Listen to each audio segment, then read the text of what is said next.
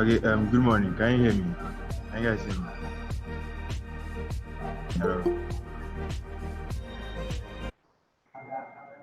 Hello, please, can you hear me?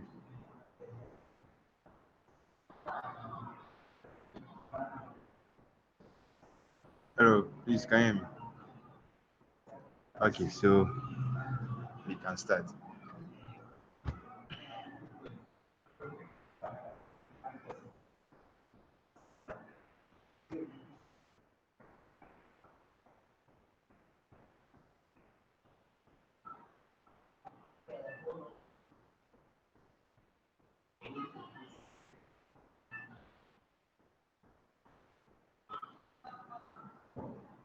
Okay, so first things first, we have to download Python. Okay, so right now today, what we're going to do is we're going to add backend to the front end.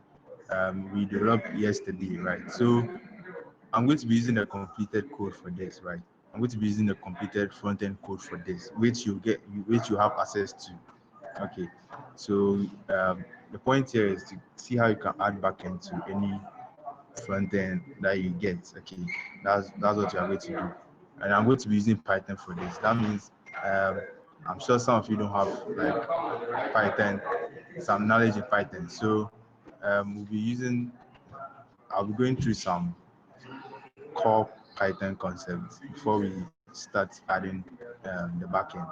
I want to confirm if you guys can hear me before I continue.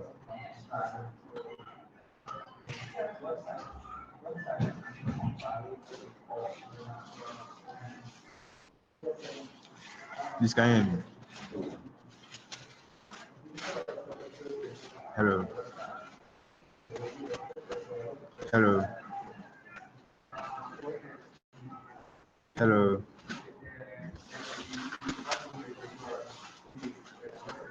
Hello. Okay. Okay. Okay. All right. So let's start. Let's start.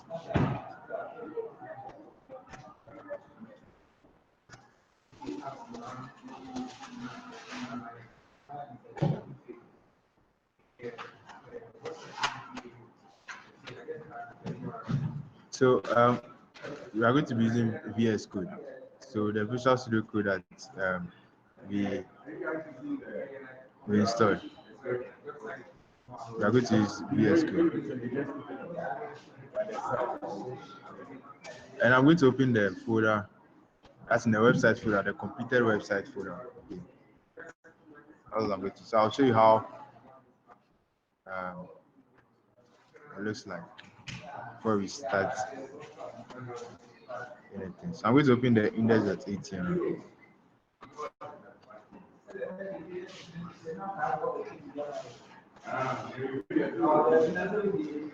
Okay, so this is how the website looks like. Okay, completed code. Okay, this is a completed code, and this is what I'm going to work with. All right, so I'm going to add some backend to this completed code. Right, so I will do as far as you can, as much as you can. Right. So, but before we start, we need to go over some key Python concept. Okay, before we start. So if you don't have Python installed, please get Python installed. Go to python.org. Right. When you go to python.org, you see if you are using Windows, I'm sure most of you are using Windows, right? When you go to downloads, right, you can see download for Windows over here. Then you can click it and to download for you, right? You download the setup for you and you can install it. Okay. So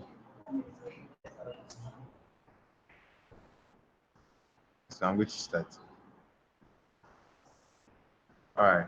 So first things first, let's see what variables are in Python. Okay, let's see what variables are in Python. So I'm not going to go over everything in Python. I'm just going to go over what is necessary for us to add in the backend. So there's the key Python concepts in Python. All right, there's the key concepts in Python. Sorry. Okay, so let's start.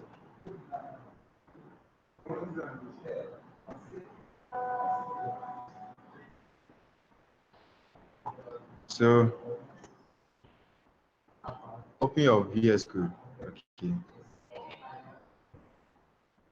When you open your VS Code, um, after you've had Python installed, okay. So I'm going to, if there's any editor or if there's any folder that's open, right, just close the folder. So go to close folder, and now we are going to open a new folder. All right, so I'm going to create a new folder over here. I'm going to create a new folder over here. This is where all my Python files are going to be to, right? So I'll just call this test, right? Because I just want us to learn some few Python concepts. So I'll click on select folder. Then to open the folder for me. All right, so let me enlarge this.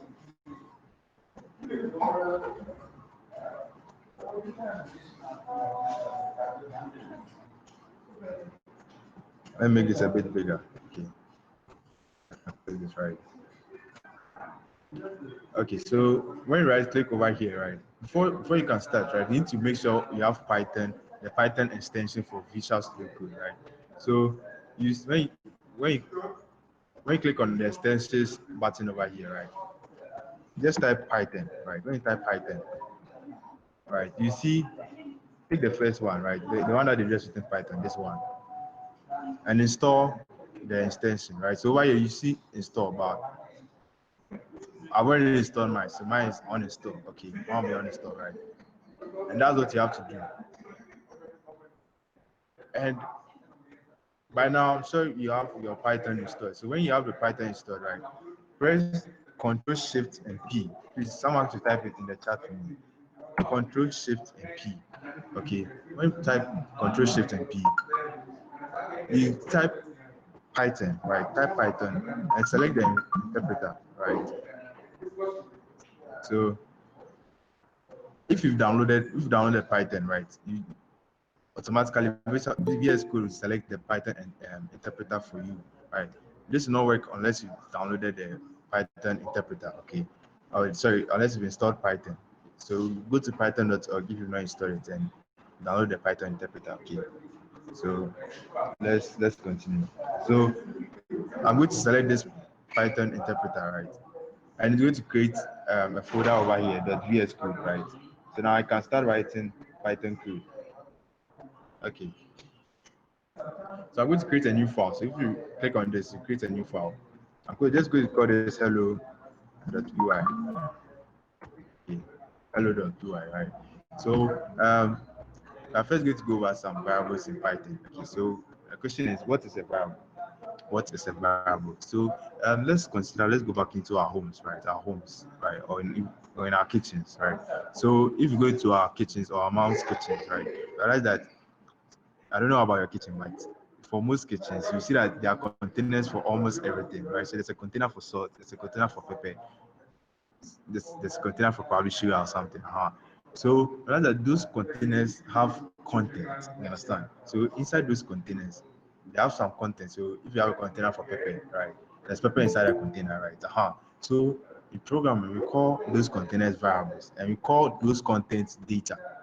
So that's basically it. So variables are just containers for data, right? So you put data in these containers, which you call variables. Okay. So before I continue, right, I'm going to create a comment, right? So in programming, create comments for notes, or if you want to like just explain a bit of your code, right? So if you saw in the yesterday in the front end, right? So Python, Kaiser created some comments in HTML, but for Python to create comments, you just use hashtag, right? You write whatever notes that you want to write there. So I'm just going to say variables are containers for data. This is basically it, right? Variables are containers for data. So how do we create a variable, right? Or how do we create a variable? So let's go back into the kitchen. So let me go back into the kitchen. Realize that most of some containers are labeled, right? So realize that in this, so let's assume all our containers are labeled, right? So in our pepper container, there's a label on the pepper container named pepper. You understand? So even though we have containers for storing data, we have to give names for these containers, right? So every variable has to have a name. You understand? Every variable has to have a name. You understand? So variables are containers for data, and variables must have a name, right? And so to name them, there are some rules that we have to follow, right? So to name them, we have to use the lowercase, right? Use lowercase. Okay. So now let's create some variables, right? Before we create some variables, let's look at some data types that we have, right? So some data types we have in Python. Let's look at some data types we have in Python. Okay. So we have a number of data types in Python, right? We have what we call strings. So the first I'm going to go over strings. Okay.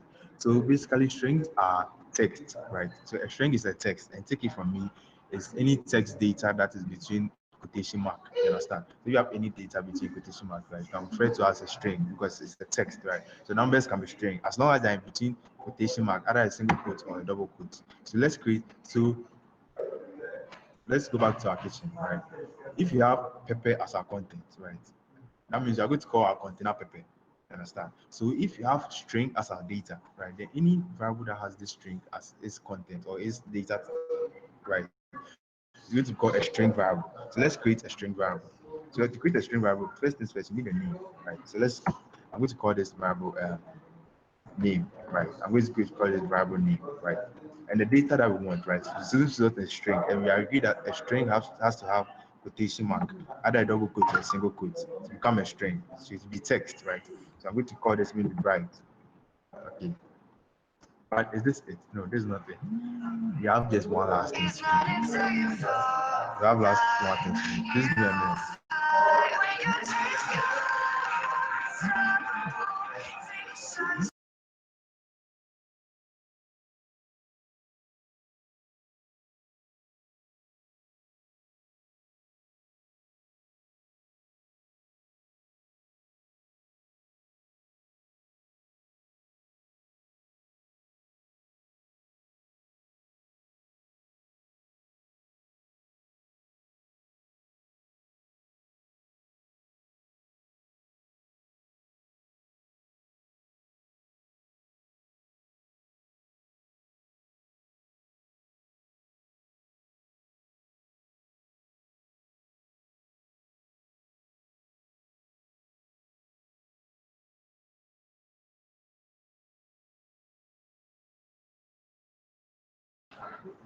Okay, I'm sorry about that. Okay, sorry about that. Right. So we're talking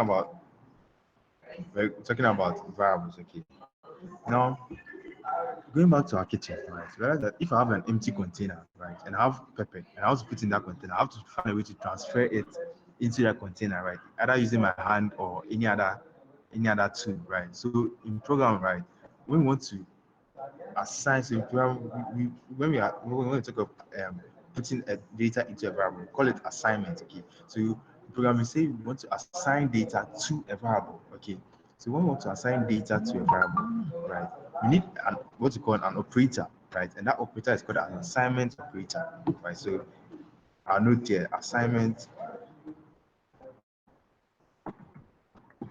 operator, right? So this operator will enable us to assign this data. So right now, this is our data. Understand? This is our data, right? And to enable us to assign this data to this variable, right? And what is the assignment operator in programming, right? Is this equal to sign? So the equal to sign is an assignment operator in programming. So we just add our equal to sign, and our variable will be created. So this is it. To create a variable, you need a name, right? And this is the data. And you need the assignment operator. So you can assign this variable to this variable. So we can assign this data. This is right to this variable name, right? And the thing is, we are not saying name is equal to bright, please. We don't say that. We are saying name has been or bright has been assigned to this variable called name. Okay, why? Because this how we have when we continue, we realize that we have another operator which is called is equal to. So if you keep it in mind that we are saying this means it's equal to, right, it will bring some problems in the understanding. Okay, so we are saying name has been assigned to bright, or bright has been assigned to name, because bright is our data type and it's a string. It string is what? Text data. Okay, strings are text data. That means this is a string variable. Okay, this is a string variable. So we have more data types. We have more data types in Python. We have more data types in Python. We have numbers, right? So numbers, we have different types now. We have whole numbers. So we call whole numbers integers, right?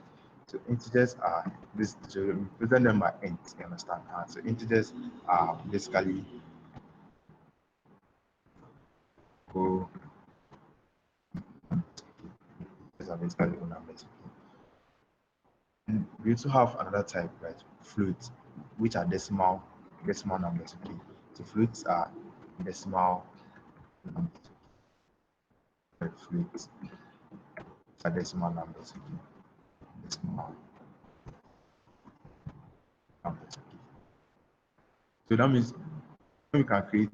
So what that means, the way we know that the type of variable we are dealing with is the data type, right? So data type determines the type of variable. Okay.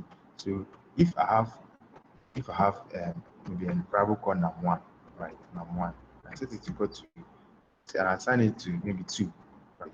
That means this becomes what an int variable. So if you go over and see num1 int, right? So that means this is an int variable, right? You get it. And I can also say maybe num2. Name this to maybe 3.24. That means this become a float. Understand? A float variable, right? So the data type determines the type of variable you are dealing with. Okay. So is that simple? Is that simple? All right. So let's continue. So that's about data types and variables we have in Python.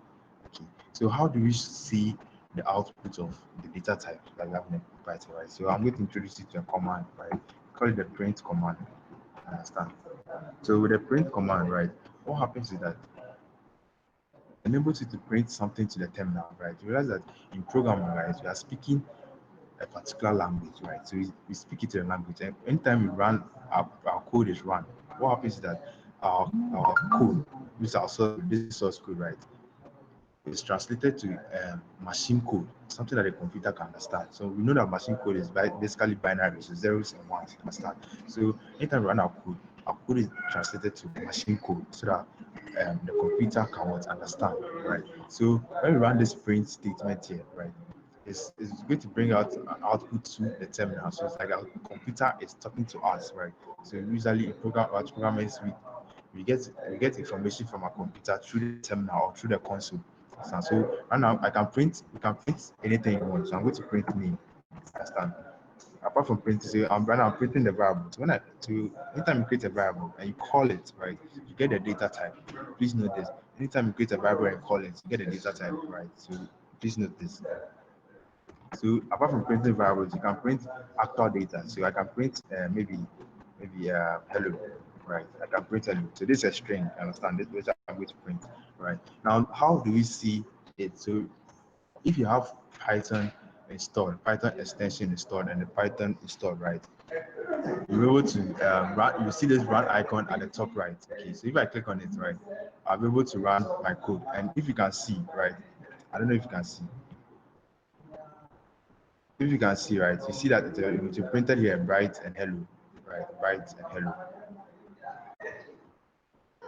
bright and hello. Okay, so please, I don't know if you can see. If you can see, please let me know. I don't know if you can see. Please, can someone give me some feedback? Can you guys hear me? Can you see my code? Can you see everything? Hello. Okay, okay. All right, so we can continue. All right, so that's about variables in Python and data types in Python, right? We have more data types, right? Which we'll get to, right? Now let's continue. Right, let's continue. So I'm going to move on to what you call. So now let's study about strings, right? We said strings are text data. So strings are text data, right? I made a comment here. String is text data. Okay, text data. All right, so that's what those strings are. So let's see how we can manipulate strings, right? So let's say I want to add two strings together, right? So let's say I have maybe the first name. I'm going to create a variable called first name. Create a variable called first name and name it Kwame, right? I create another variable called maybe surname, right? Name it and assign it to maybe full, right? So please take note of the syntax I'm using here, the naming syntax, right?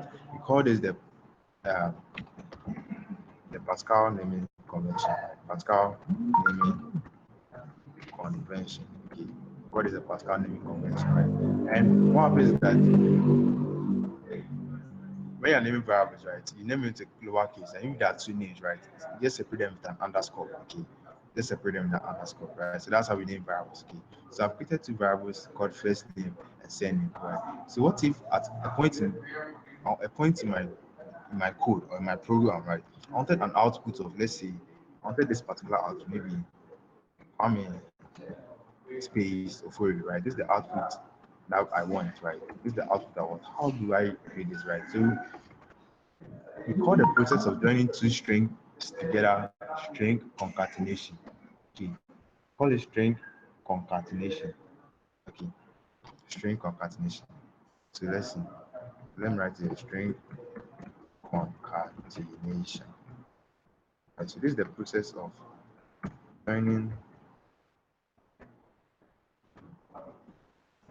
two or more strings. So this is the process of joining two or more strings, right? So let's see how we can join these two or more strings, right? So to join them, right, we use an operator to join them, right? So you can say you can set let's create a variable, right? I'm going to create a variable called full name, right? And I'm going to assign first name plus surname. Understand? First name plus surname, right? But with this word, right? When we print this to the terminal, right? When we print this to the terminal, we have to print it, right? So let's print it first. We have to print full name. Let's print full name to the terminal. So print full name, okay. We print full name to the terminal, okay. Let's run this and see. Okay, let me make you guys see my screen. So what did I use? Magnifier.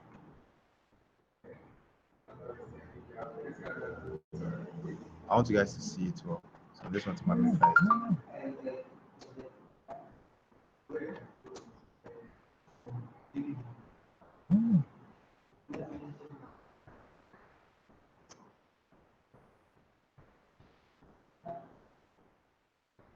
Oh, come on. Sorry.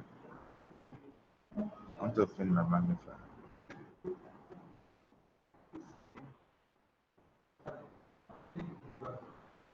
Okay, so if you can see over here, right, that's that what printed out was what? Kwame Ofori, but this is not the output we wanted, right? wanted some space between the Kwame and the Ofori, right? So this is the string concatenation, right? So what we can do, right?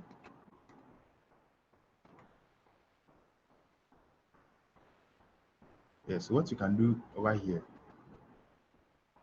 right, is to add another string to it, right? And the string you're going to add is be a space, you understand? So before the plus, before the sending, I'm going to add another string, understand? I'm going to add another string and make it a space, understand? And then add another plus, understand?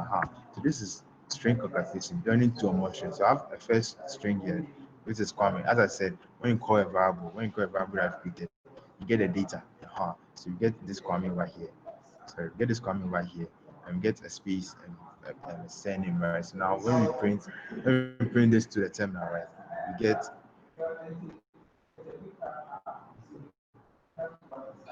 yes, we get what you want, yeah, the Kwame Ofori. So now with the space, okay. Now we get to the space, okay. So let's continue. All right, so that's about string concatenation, right? But this can get messy, right? What if I have what if I have more than two strings or more, right? This it counts long. I have to add a plus and another string data. I have to have a plus more data. So there's another method of joining two or more strings, right? And this is what you call formatted string. So um,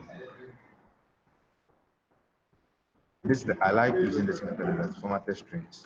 Okay, formatted strings, right? So we use for this one, we use what you call the format specifier, right? So you use the format specifier, right? Use the format specifier for this word, right? So it's basically, let's say I have so I already created first name, right? First name and surname, right? And I'm going to produce the same output, but without using this plus, right? I'm going to use the format specifier to produce this same output. So let's see how it's going to work. So I'm going to say, right? I'm going to say new. I'm going to create a new variable, right? Call it new full name, right? I'm going to assign it to. I'm going to create a format specifier, right? So to signal the format specifier, right? Signal the format specifier. I have to just type in this F. Understand? Just have to type in this F, and this is signal the format specifier. Then I'll add a string. Understand? As I said, strings use the double quote or single quote. So if you want, you can use a single quote, or you can use a double quote. It's still it. Okay. Now, then I type in. I wanted the output of first name and full name, right? So if I want to call a variable inside the string using the format specifier, this F, right? I just have to use this curly braces. Understand? Over here goes in the name of the string. So first name. Understand? Then now I can add my space, and I can say surname. Understand? So this will produce the same output, right? I can even add more data as new surname. Understand? So it's a cleaner way. It's a cleaner way instead of using this plus, right? This will work, right? You could have just used, so this produce the same output as this, right? But now let's run this and see how it looks like. Yeah, so we have to print it, right? Let's print it. Let's print new full. So if you want to see the data, right? Just print it out to the terminal. So I'm going to print new full.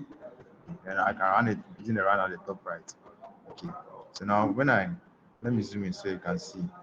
So when I zoom in, you can see it over here, right? Kwame Ofori as new surname. Understand? So this is a cleaner way of doing string concatenation. Okay. All right. So please, if you have any question, let me know in the chat, or you can unmute your mic and just ask me a question. All right. So I'm moving on. I'm assuming there are no questions.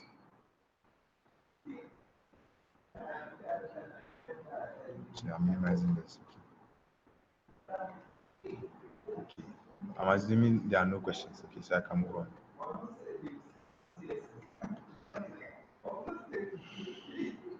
All right, so let's continue. Right, we have to do this fast so we can start adding our backend. So let's look at some conditionals in Python. Right. So I'm going to look at if statements. So you see sometimes, right, in your program, right, you want to check if a particular condition is true, right? then you do something, right? You do something. So if something is true, do something else. If you're not true, do this, right? So we call this if statements, okay? So basically, you're just checking if something is true, then what should happen, right? Or else do something, okay? So we're not going to go in deep, right? Just doing the surface because we're using this in our backend, okay? We're using this in our backend. So to use an if, right? You have to use the if keyword, right? So let's say before I get there, so let's say I have a number, right? I have a number, right? And this number is equal to maybe 10, right? So let's say somewhere in my program, right? This is just an example, right? Somewhere in my program, right? I want to check if number is uh, greater than 10, I should print something. You understand? Okay, so let's do that. Let's do that simply. So I can say if number, right? It's like English. That's why I love Python so much. It's almost like English. I'm just saying if Python is greater than 10, right? Then you add a colon, print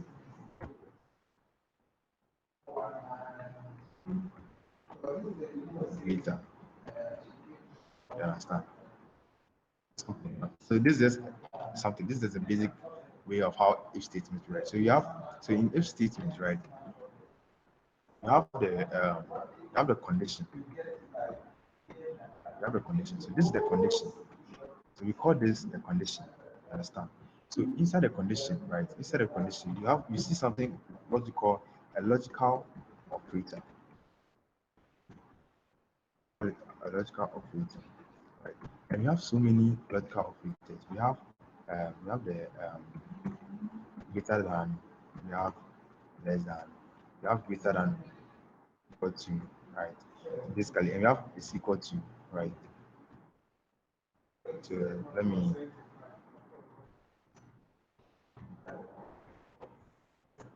do this one so you understand it better. So okay, so we said these are logical operators. Okay, I want to create a comment so that you can see it up. So we have so if you want to say it's equal to, right? If you want to check if something is equal to something, right? You use this operator. You understand? You use this operator, this double equal to sign. Now you remember that's why I said that you shouldn't treat the assignment operator as is equal to because you have another operator which means it's equal to.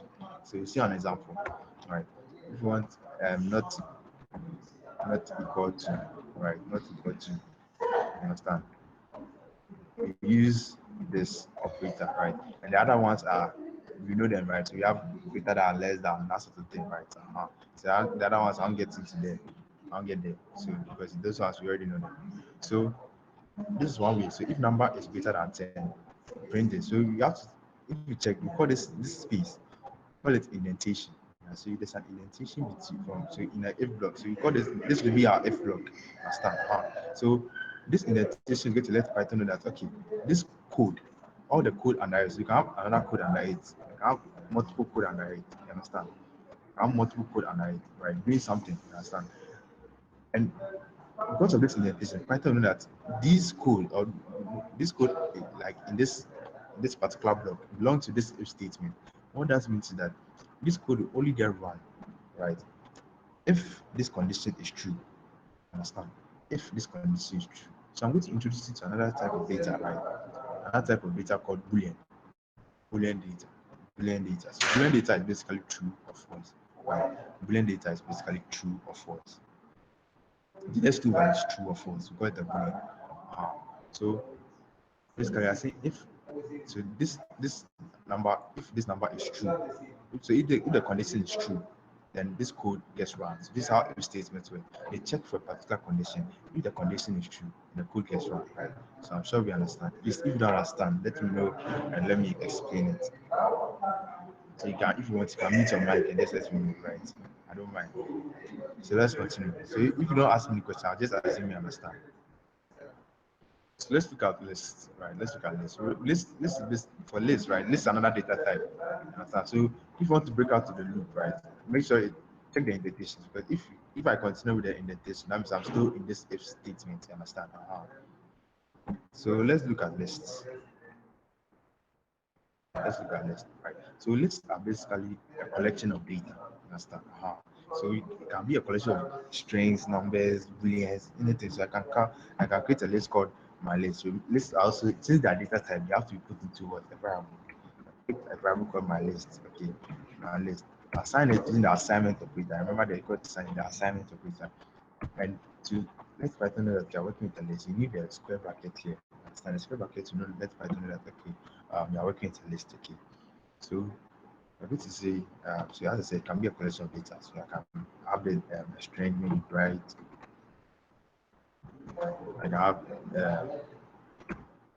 a number or an integer, right? I can have a float. You understand? So you see the concept, right? So this is just a collection of data.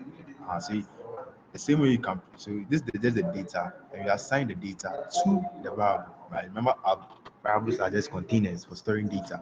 Okay, so that's about list, right? So if you want, you can also print the list, run it and see, right? But I'm not going to do that because you have to start adding the backend soon, right? So now let's look at, as I said, I'm not going through everything in Python. I'm just going through the necessary concept for the back end, right? So I'll just select some key Python topics, which I'm explaining, right? There's more in Python, you understand? Just selected some key Python based on the back end they are going to add. So as I said, if you don't understand, I'll be regularly checking. So the F that you type, isn't it possible that Python will assume it's something else? Okay. So no, Python is not going to assume it's something else, right? Because you are speaking a language, right? So if as I'm communicating to you with using the English language, um, if I say maybe zoo, right? You understand zoo because that's the definition of zoo. You know that definition of zoo is a place for keeping animals. You understand? So that's the language. So Python knows that if you put an F before a double quote or a single quote, right? It's the format specifier, right? So that's the language, right?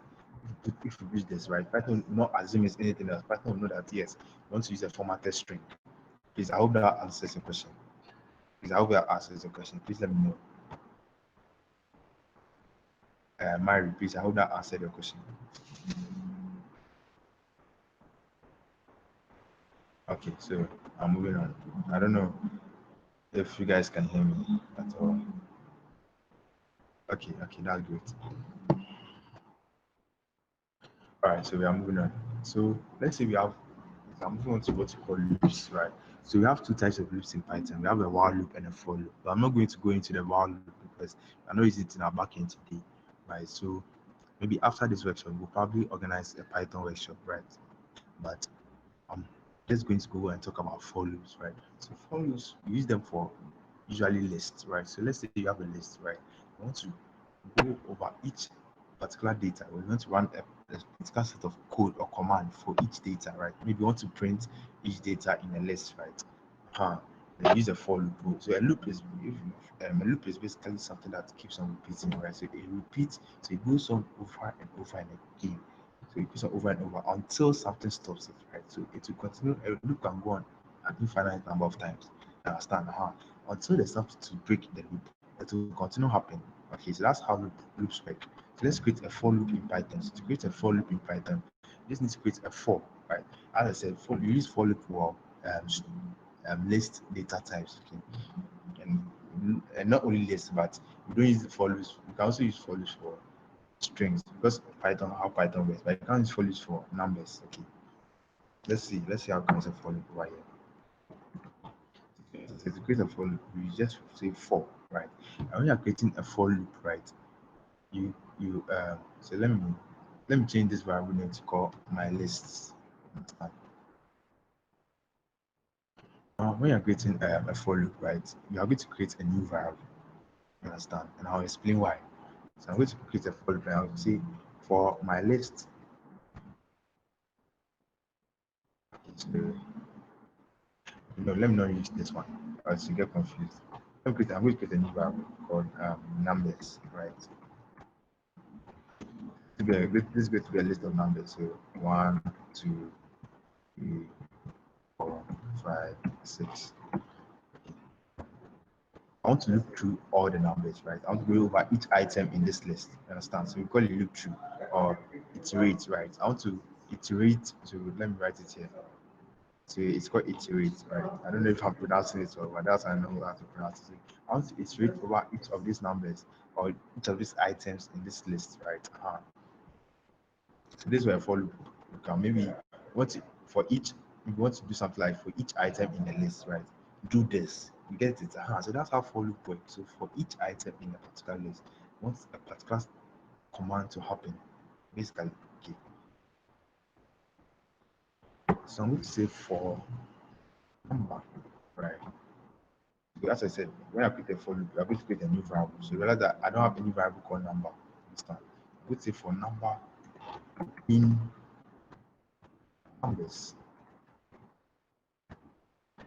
You get it? So we are saying for number in number. So for each number in numbers, okay.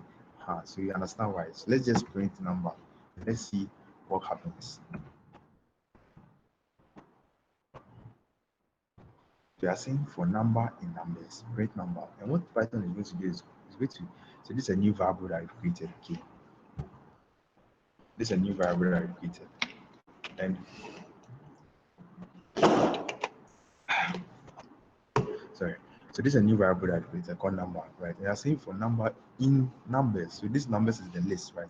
So this number is going to iterate over each items in the list. And what is going to happen is that, so on the first iteration, so as I said, a loop goes on over and over again. So it's going to, so when this loop runs, when it reaches the end, right, it's going to go back to the top, come down, go back to the top, come down, go back to the top, come down. So what I'm saying is that for number in numbers, right? So this is a new number. So this number is going to be assigned to the first item in our list.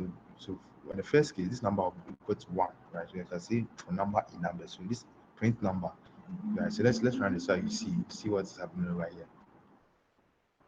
So let me magnify it. Sense a bit. Yeah, so if you can see, right? Sense it up. If you can see 1, 2, 3, 4, 5, 6 printed. Why? Because we said that for number in numbers, print number. So on the first iteration, right, number was assigned to 1. You understand? So number, that's what numbers was printed, right? And it came to the end, right? And to come back to the top, the number will go over to the next item. So it goes from item to item. So number will go to the next item. So it goes to 2. You understand? And to print the number, right? When it reaches the end, so you can have multiple lines of code here. I have like 10 lines, so you can create a new line, add another code, whatever code you want. But you need to reach that end of the code and go back to the top and continue. So it's going to go to reach the end of the list. You understand? That's why when it reach 6, right? It stopped. They call it like the root got broken because it reached the end of the list. You understand? So that's how for loop works. For loop work the list basically, and you iterate till you reach the end of the list. You understand?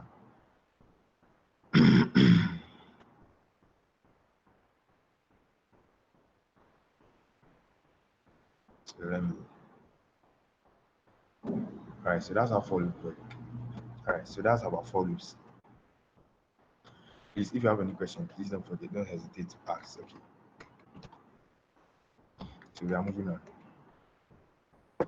So another type of data I want us to look at is call them tuples. So this is the same way in the if statement, right? This is an indentation. You understand? This is an indentation. So I'm going to come out to that indentation.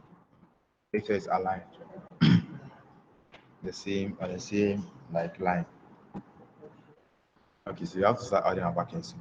So another type of data type we have in Python is called tuples. Tuples are like lists, but for lists, right, at any point in time, you can change the value of a list, but for a tuple, you can't change the value of a tuple, right? And so as I said, I'm not going to go into this too deep, right? I just want to know that tuples are like lists, but they are unchangeable lists, you understand? So lists, you can change the values of lists. I can later call a list somewhere in my code, right? I later call this my list, right? And change the value of my list. Adding a new value, maybe like append and add a new value inside the list. You understand? That's how. So for list, right? As I said, I'm not going to go too deep, right? But for list, you can change the values of the data. You can change the data that are in the list variable, but for a tuple variable, you can't change the data in the tuple variable. Let's look at dictionaries. Dictionaries, okay. So what is a dictionary? So if you know normal dictionary books, right, you realize that if I open a dictionary, right, I see a definition. So I see a word and I see a definition, right? So in program we call that a key value pair. Dictionaries are key value. Yes, right. So that means you have a key and your values in our normal dictionary, in our normal real word dictionary, we have a name, we have a word, and we have the definition. So we have a key and we have a value. So to create a dictionary, right? So I'm going to call this my dictionary. Right? I'm going to assign it. So to create a dictionary, unlike this, we use the curly braces. Understand? And as I said, we got key value pairs. Right? So the keys are the names. You understand? The names of the yeah. So I'm going to call. Let's say I have name. You understand? The value of this name. So the value of this name will be maybe right. You understand? So add a comma. Right? Add a comma. Add another key. So this is the key. You understand? This is the key, and this is the value. Right? So I can have maybe number. Right? It could be maybe 4. So this is the key. Here's the value. I can have lists, right? And this I can also have a list inside a dictionary, right? Maybe 1, 2, 3. So add a comma, so on and so on and so forth. So you have to know that you can't have two keys at the same, right? So you can't give two keys the same name. So that's the one thing you have to just take note of. So that means, so for dictionaries too, right? For loops also work in dictionaries. Understand? So for loop also work in the dictionaries. So they're using the same syntax. Understand? So look at how we do that later. So let's continue. Let's move on to functions. Please, any question? No question. Moving on to functions, right? We are moving on to functions. So basically, what are functions? So if I say I'm giving you a function, right? That means I'm giving you something to do. So in programming, a function is just basically a block of code that has a particular task, right? Or that does something. Understand? So that means you define a function and you call the function later on. You understand? So if I give you a function, right? Let's say you're a leader and I give you a function, right? So in the rule book, right? In the rule book, the functions are defined, and at certain times where you have to apply those functions, then you just call those functions. So I'm sure you get a point.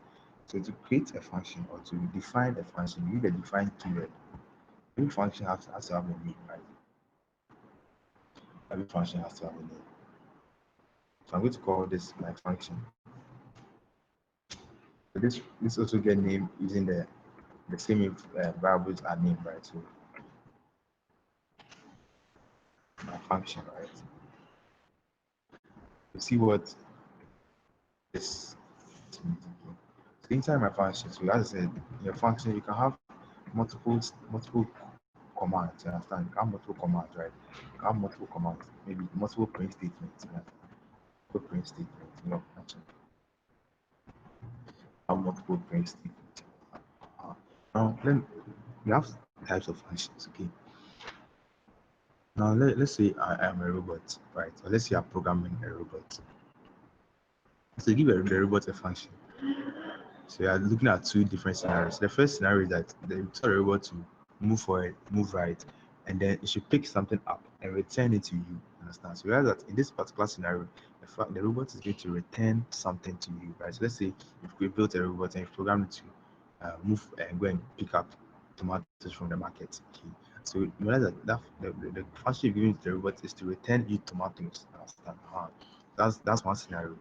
And we also have another scenario where this time the robot just does the function without returning anything. So I can just give a function to a robot and say, robot, move forward, move right, move left. That's it, right? It doesn't return anything, understand? So we have two types of functions. So some functions will return data, some functions will not return data. It's that simple. So for this function like this, right? Remember that this function is not going to return any data, right? It just has some commands, right? So, but I have some functions that when I create them, maybe second function, right? I can call a function any name. So then function.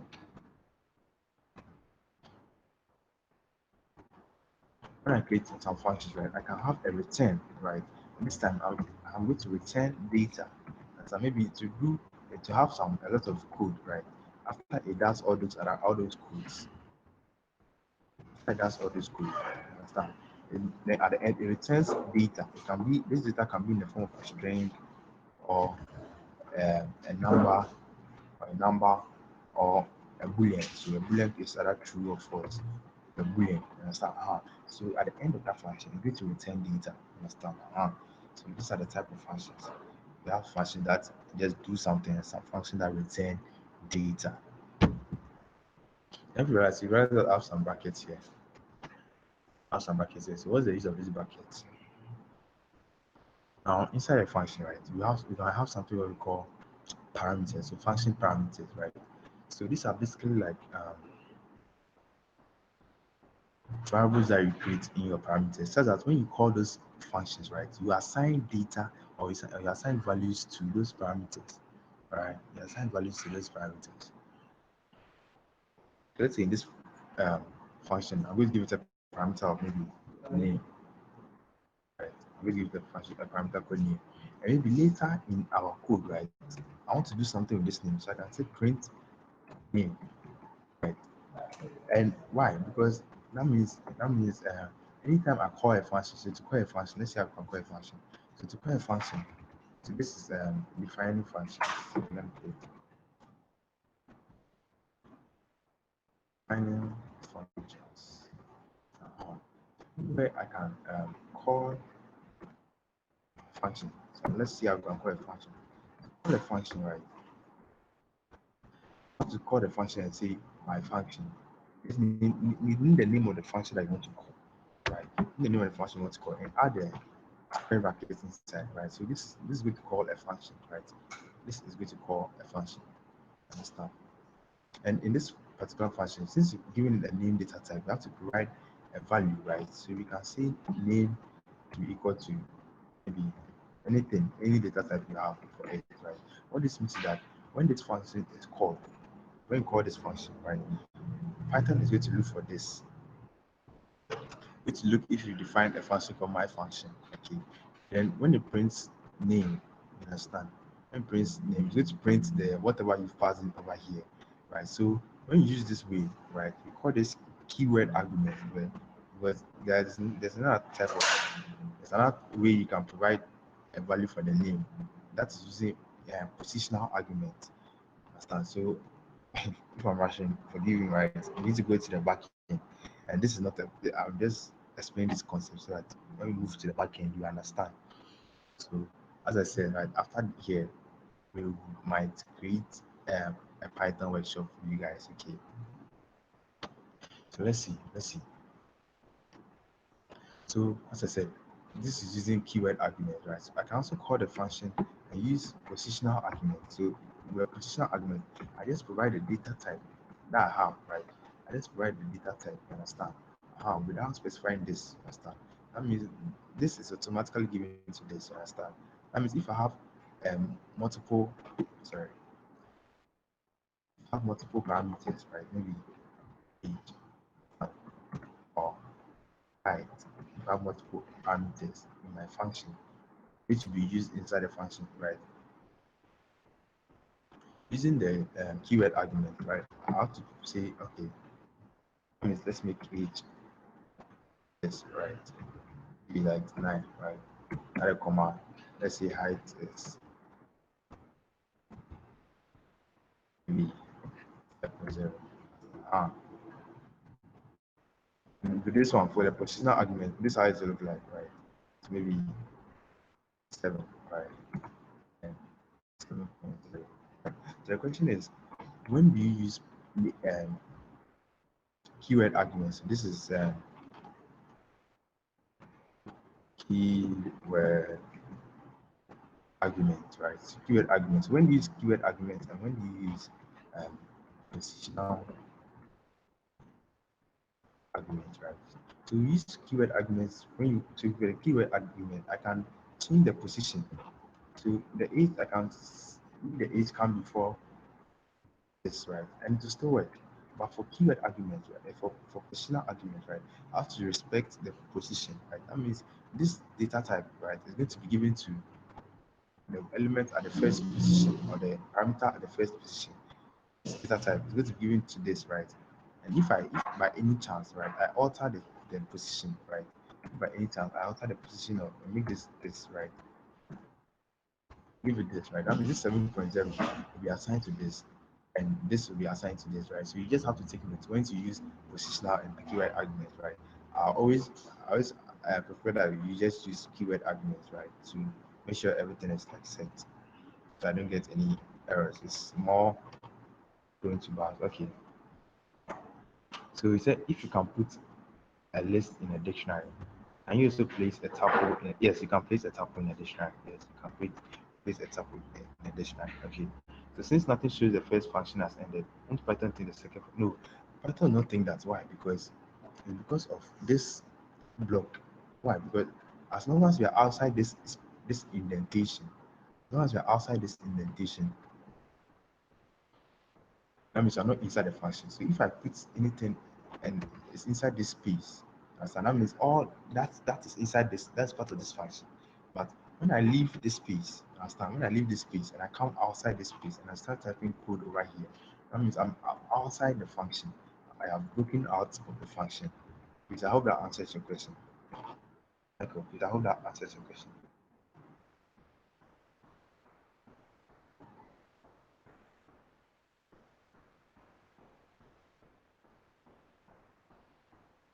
Michael, I hope that answers your question. Oh, please, can you hear me? Can you guys hear me? You can hear me. Okay. So I'm saying that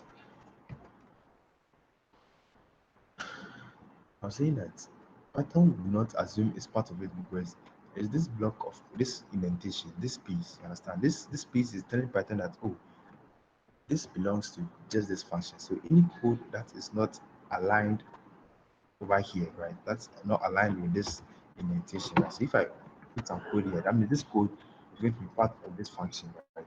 But if I come out of this if I come out of this spacing alignment, right? If I come out of it, right? So I'm right now out of it and I create another function over here. Understand? I'm outside that space, you understand? Why? So that's it's like a block. And so this is inside this particular function block because of this spacing. So it's the indentation. The indentation will let Python know which function is which.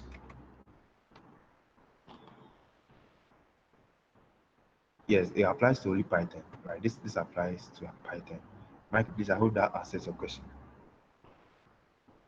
I'm not only in functions, right?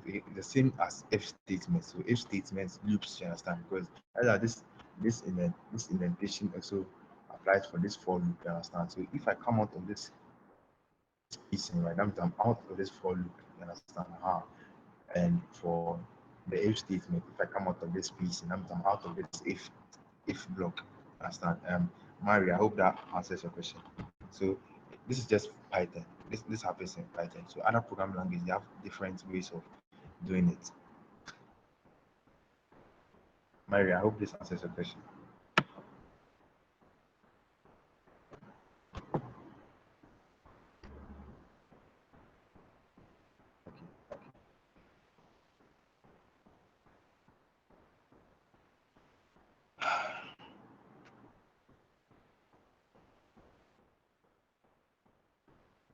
Let's move on. We're moving on. Right, we're moving on. So I'm moving on to some basics of object-oriented programming, right? Not some basics of object-oriented programming.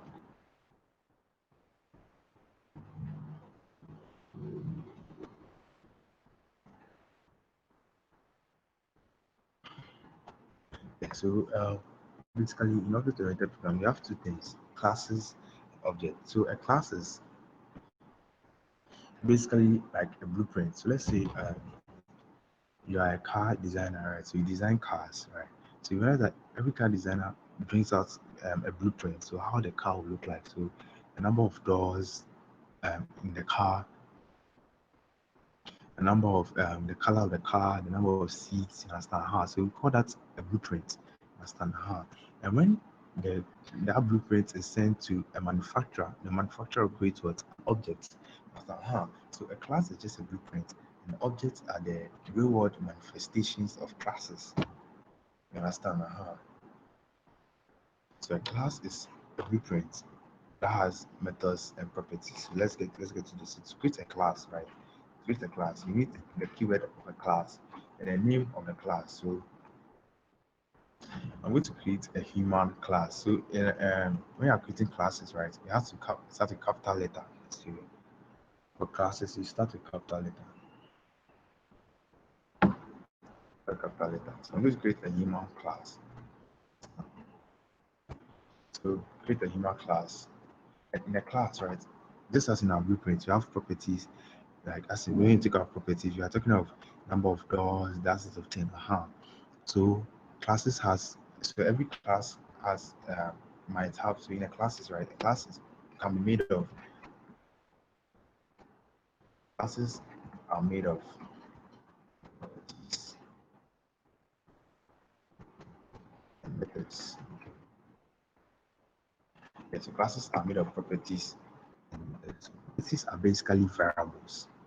So you look at variables already. So properties are basically variables. Methods are functions. Right, so instead of creating a human class, let me create a car class. Let me create a car class.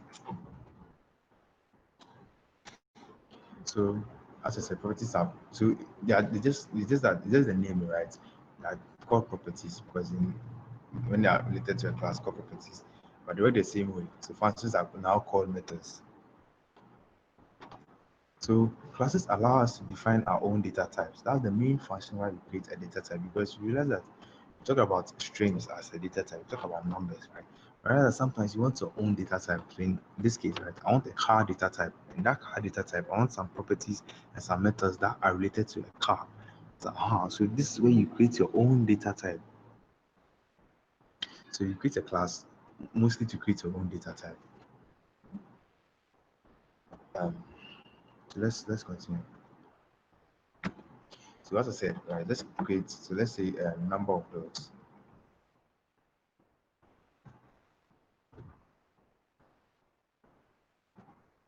5, right? So this is how we create a class. Right? Number of dots, 5. Maybe color. That's fine. So color could be maybe blue. And the methods are basically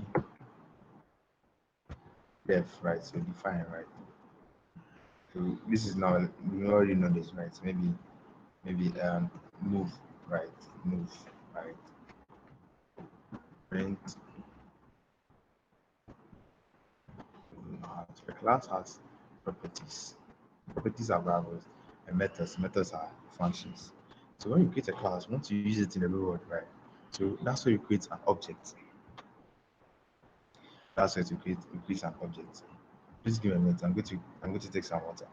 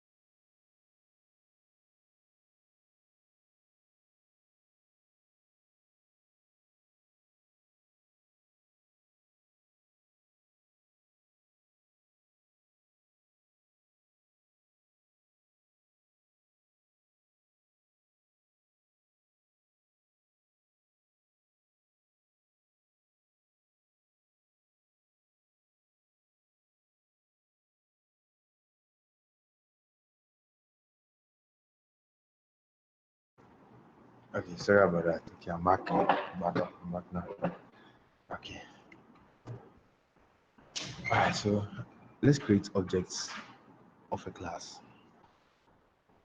So to create an object is very simple, right? To create an object is very simple. So I'm outside of the class, right? Because I'm outside of this space. Let's create an object. To create an object, you just need the name of the class. So I just need the name of the class. And this is the object, right? So I've created an object. It's basically simple. And I can assign this object to a variable, right? I realize that, as I said, right, you really put data in a variable. So now that I've created my own class and I've created an object, I can now put it inside a variable, right? So I can say, I can create a variable called my car, right? My car, and assign it to this object I've created, right? I mean, this is my own custom data type. Understand? So you see, previously we were using string data type numbers, right? Now we've created our own data type class, right? So I'm not going to go into detail, right? Because you don't have much time. You have much time. You have to get started with that program. All right, so that's basically it, right? So please let me know if you have any questions before we move on to the backend. Any question before we move on to the backend? Okay, so we are moving on to the backend. Moving on to the backend. Um, so for the backend, I'm going to use Django, and I'll start in the backend. So I'm going to use Django, right? So we can close this folder, right? So if you click on File, you can choose Close Folder, and we can open a new folder, right? Let's open a new folder, and I'm going to call this folder. Um, this be our in our tech. I'm just going to call this folder TechWorld. Let me. I have to create a folder first. Let me create a folder.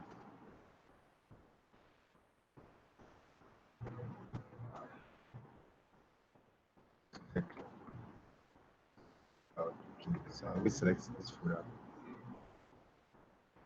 All right. Okay. Okay, and you have to also make sure your Python environment is set. So you are Control Shift P, right? So Control Shift P, then select the interpreter you want to use, right? So that will be the Python that you installed. I'm going to select this one. All right, I'm going to select this one.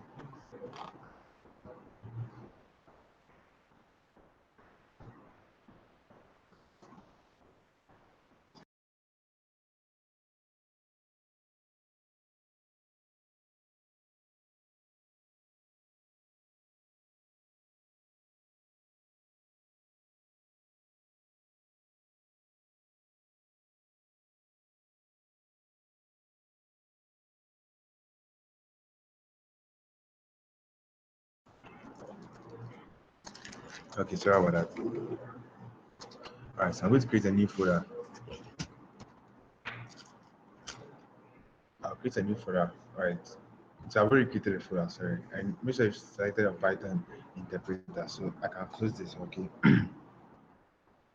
Now, let's open up the terminal. So you click right here, you open up the terminal. So new terminal, start. And we are going to install Django, right? So in Python, if you want, when you install a package is basically a library of code. So a library that has like a lot of code inside that we are basically going to use. We are going to use Django. Django is a framework, it's a Python framework for web applications. Okay, so I'm going to use Django, right? So I'm going to install Django. So to install Django, use anytime you want to install a package, right? Use what you call pip. So use pip. So let me magnify my screen so I can see. All right, so I'm going to say pip install Django. Right, press enter.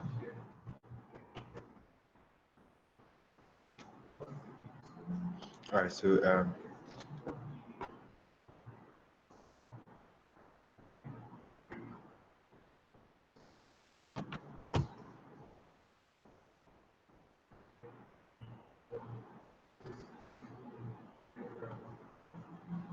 Okay, so let's see. So I already have Django installed globally, right? I already have Django installed globally, right? So usually using this, I recommend using Python. Why? Let's see. So it's basically because of our Python interpreter. Okay, so let me close this. Getting my way.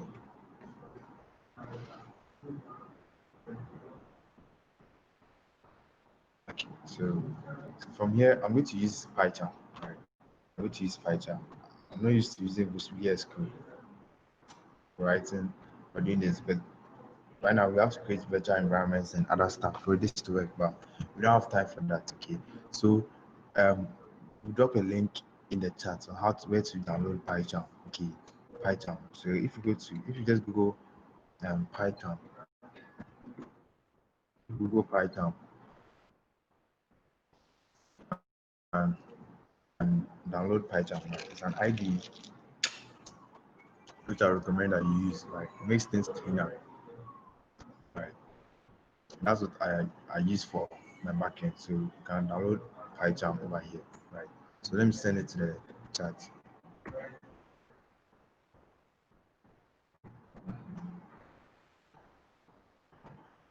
So I've sent the link to the chat. You can download Python from there, right? So let's get started. So I'm going to be using Python.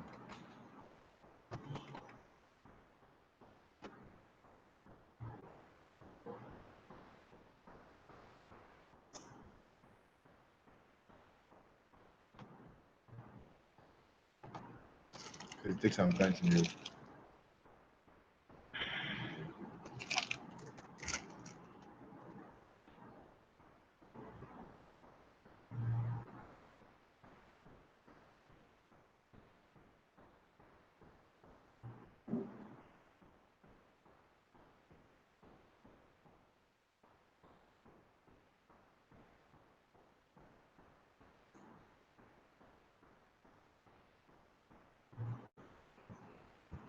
So don't worry about all this. Let me close this.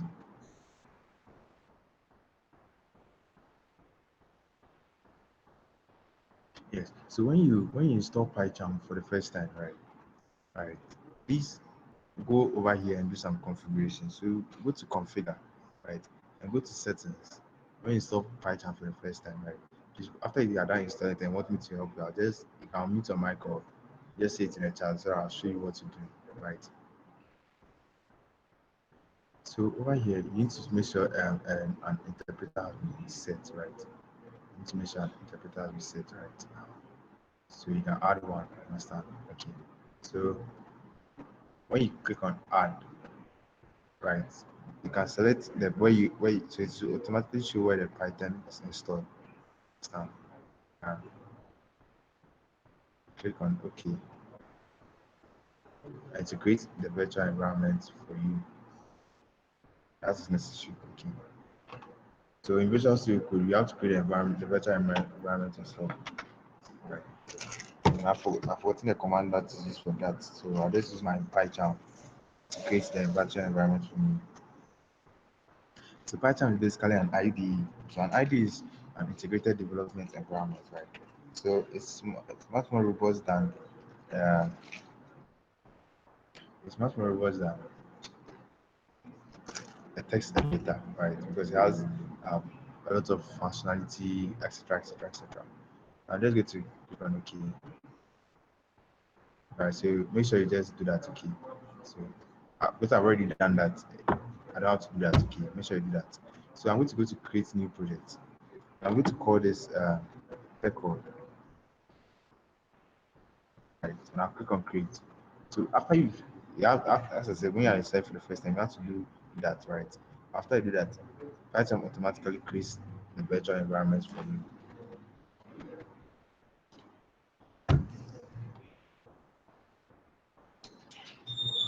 So it will take some time.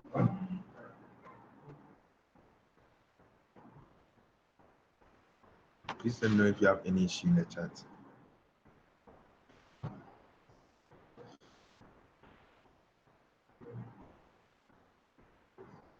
So we just give it a few seconds for it to create.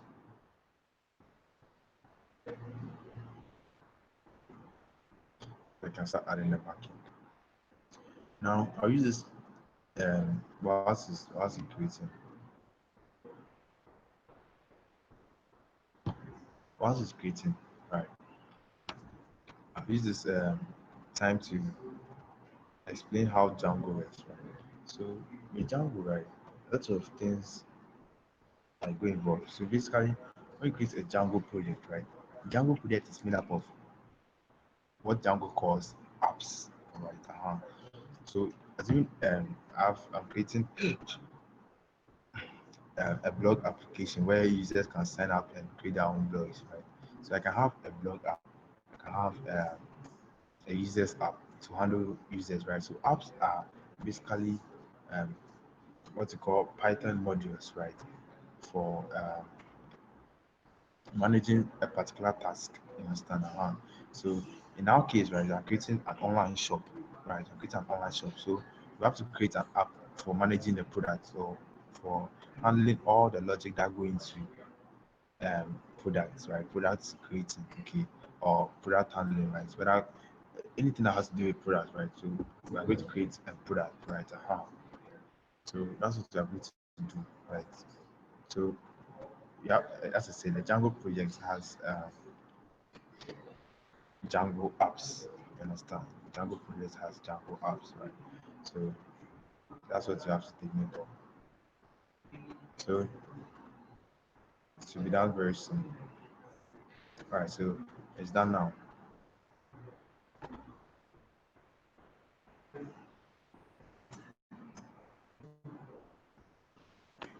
All right, so it's done. So I'm going to go into my terminal. So you find a terminal at the bottom left, right?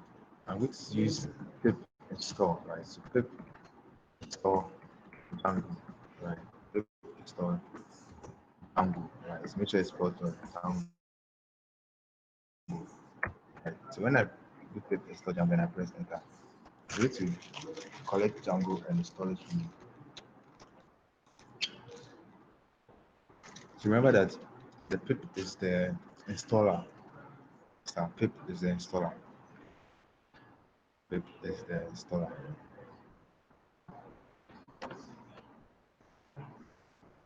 Or for those of you who want to follow along and your Python is not ready, I'll show you how you can set it up in VS Code, right?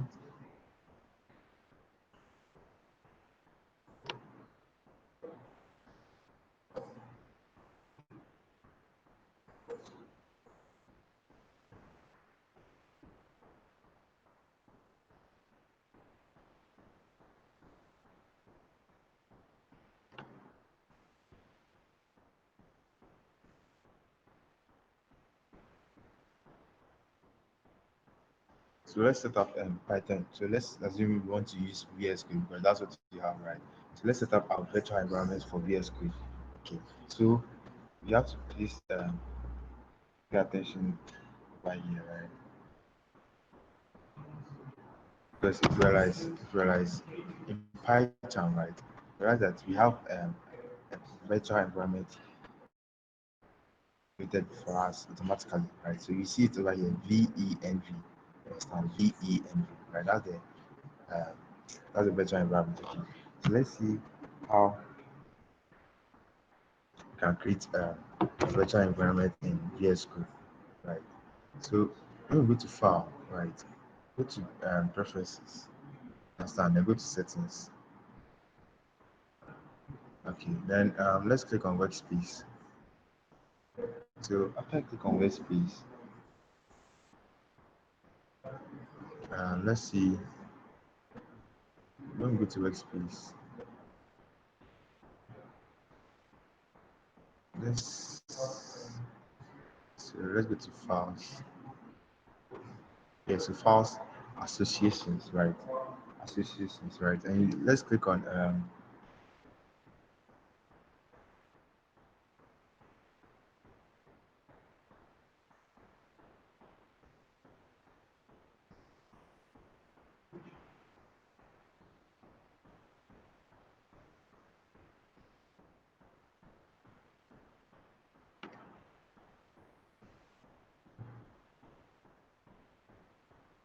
Okay, okay. Let's just do it simpler. This is too complicated, right? Let's use the command, right? I think the command will be better. So over here now, terminal, right? Let me use the magnifier, right? Let me use the magnifier. This is why I love using Python. Python will do this for me, right? In the terminal, type this command. I'll put this in the Python sorry, MENV, right? But VNV. So Python, let me put this in that.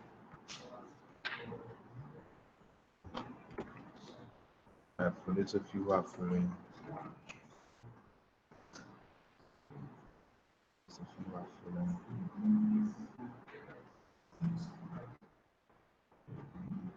I'll put in the terms for those of you who are following.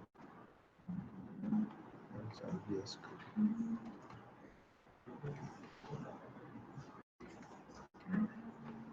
So then press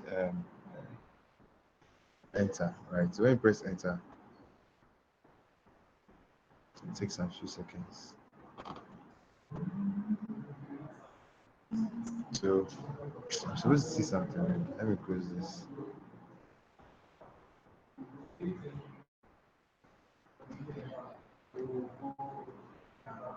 Okay, so then our virtual environment will be created for us. Okay, our virtual environment will be created for us. Right. So now we have the same thing that we saw here. So for those of you who want to follow along, right, using VS Code, you understand? You can just use hide this. Now over here too, you can just run your pip or right, use Django.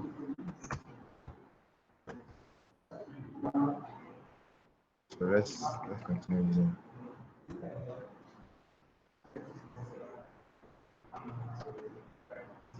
Yes, right. So our Django has been successfully installed. Right, Django has been successfully installed. You understand? So if you want, you can follow along using the VS Code. I'm going to continue with Visual Studio. Sorry, with Python. Let's continue Python. So right here, we need to create a project. So the way we do that is using Django admin, right? Django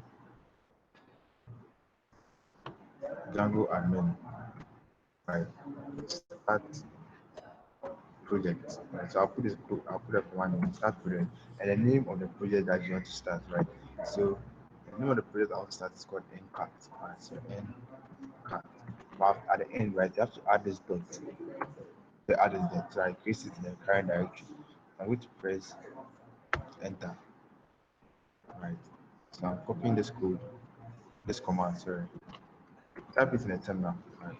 But I in VS Code, right? And Python, right? So I'll set it to the chat, which of you are following. Right, so after you do that, you see that a new folder has been created here. And the name that you specify. So in our case, NCAT. The inside this, you find an init.py, right? So this just lets Python know this is let me close this right. When you open this init.py, right, it is empty, right? It's just empty. This lets Python know this is a Python package, okay? This init.py, right? And over here, so look at this settings.py, right? So this settings.py is like the settings of any software. You understand? So this way we are going to do paste some settings in our Django. Okay, we do some settings in our Django. Okay, this is right here. A lot of technical things are going to come on here, so please try to follow along. Try to follow along. Okay, so the video is being recorded, so in case you don't understand. Please, if you don't understand, if you have any question, please ask me. Just ask me. Okay, I'll answer. Please ask me. So I'm moving on. All right, so let's start. So I'm going to create a new app, right? As I said, in this case, I'm going to create an app called project. So I'm going to say, if you realize, you see a manage.py over here, right? So we use this manage.py file for administrative tasks. Understand? So I'm going to use this manage.py to create a new project. So Python manage.py. start app, right? I'm going to call this app product, right? So when it's done, you realize that a new folder will be created in here called product. It has some other files in one folder inside. Okay. Now after you create a new app, right? You need to let Django know that you create a new app by adding it into the list of installed apps. So you can see this is a variable called install apps, and it's a list, right? So the way you add it to a list of installed apps, so inside the product, the app that we just created. Okay, let me make this bigger. I think it's too small.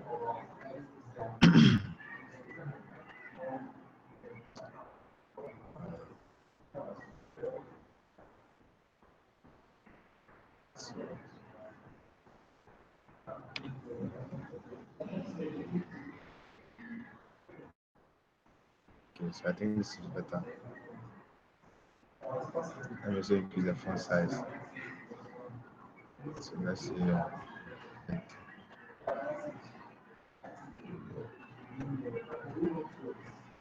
Okay, so I think this is better. Okay, so now when you check inside this product, right, you see apps.py, right?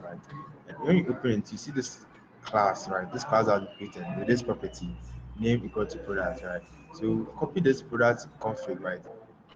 This is how we are going to let Django know that we have created a new app. So in our settings.py, right, I'm going to add a new string to my list of installed apps, right? A new string.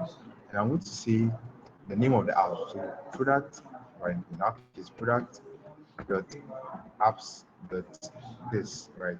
Why? Because product is the name of the app, right? We are saying dot app, so we are saying Django to go to product dot apps. That is this apps.py dot product config. Okay, so that's what you're doing over here, right?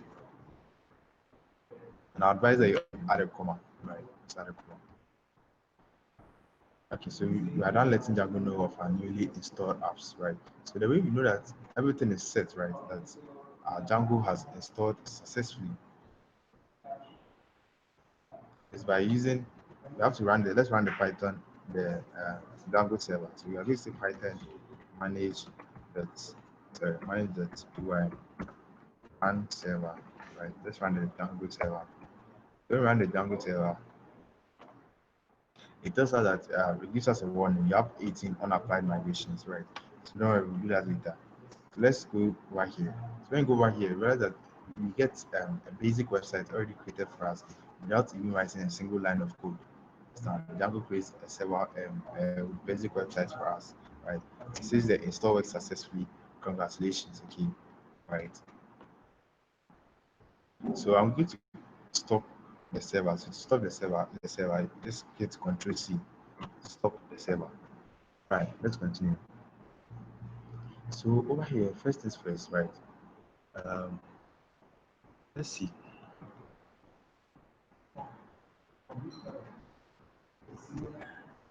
Let's go into our product over here, right? Let's go into our product, right? Now, if you go into this product directory, so these are product app, right? It has migrations here. We'll get into migrations later. So if you realize in our product app, we have a file called models.py. So with Django, right? Usually when you are doing backend, right, you usually have to worry about the database, right? So a database table, right, or a database is like an Excel worksheet or an Excel book. You understand? Or also an Excel workbook. So you realize that an Excel workbook has multiple worksheets. You understand? So your database will have multiple database tables, right? And inside those database tables, we'll have some we have columns and rows. You understand? We have columns and rows. So usually when you are doing web development, right, and you're doing the backend, you usually have to worry about the database tables, like creating a database tables, right? And we use SQL, right? We use SQL code to do that, right? And sometimes you have to write some SQL code. But with Django, right, there's no need for writing SQL code. Django just wants you to create a class, define properties, right? Properties will be the columns in your database, right? Define properties, and then Django will do the rest for you, right? It will generate the SQL code for you. right? So it's very nice, right? So let me show you what I mean. So I'm going to open. So you know this is an Excel workbook, right? In an Excel workbook, you have multiple sheets. So at the bottom, I can add another sheet. Understand? So in programming, so you have a whole database. Understand? In that database, you can have multiple database tables. So in this database table, for this app we are going to make, right? Let's say the title of we want the title of the product. You understand? So that'll be one column, right? Then apart from the title, we want maybe the image, but let's say the description, even for the image, right? The description of our product, right? Where am I getting this from? I'm getting it from our UI, right? So let's look at our UI. Go to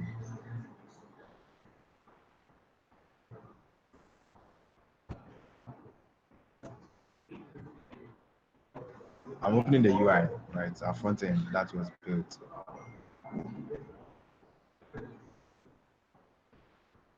Right, so these are front end out built, right? And let's see, where do I get to the details?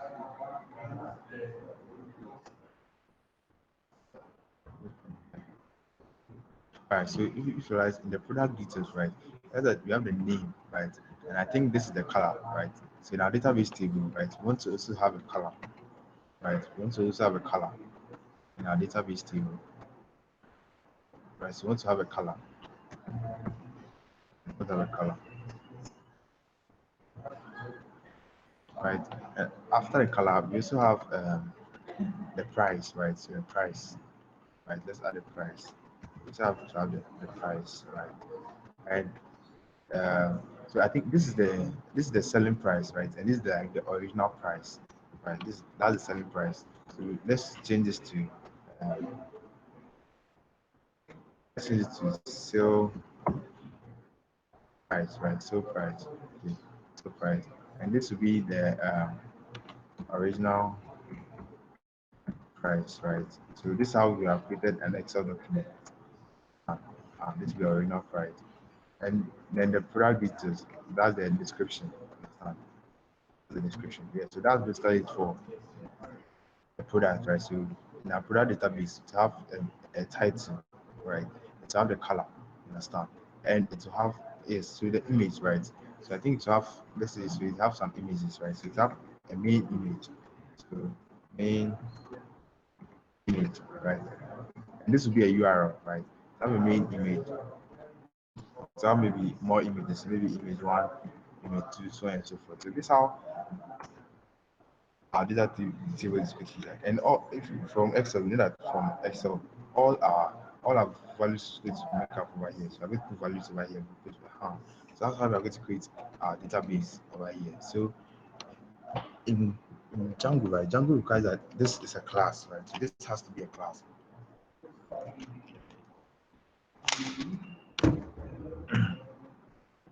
This has to be a class, okay? This has to be a class. So and name it the name of whatever you want. So I'm going to name it product. And now I forgot to show you something, but in object-oriented program, we have something we call inheritance. So if you have a class, right, you want to inherit methods and properties from another class, right? That's what we call inheritance. Okay. So the same way as children inherit particular properties from their parents. So in program two, you have inheritance. So we're going to inherit from a particular class in Django, right? So that's the model class in Django.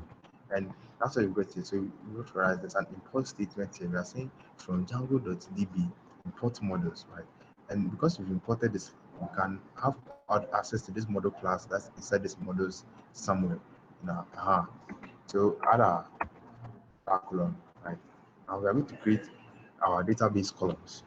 Okay, and they are going to be properties, right? So it's going to be a title. Right, right. And you realize that in the title, once you are creating the product, right? Once you're creating the product for inputting the title, it's going to be a character field. So this, I'm going to say models that character field, right? And anytime you're using a character field, anytime you're using a character field, you need to specify the maximum length, Right, so in this case, let's say the maximum length should be 100. That means you don't want more than 100 characters. Okay. So after the title, you need the we need the let's say color. Let's say we need a color. So this is so going to be a character field. So let's say models dot character field. So maximum length. Let's say it's 100. Okay. We need the function. Right? So I just call it details. You understand? The product details. So this one will be a text field. Understand? The text field. Because so this one there's no limitation on the number of characters when you use the text field. And all this the Django documentation. Now we need two prices, right? The original price and the sale price. So we say original price, right?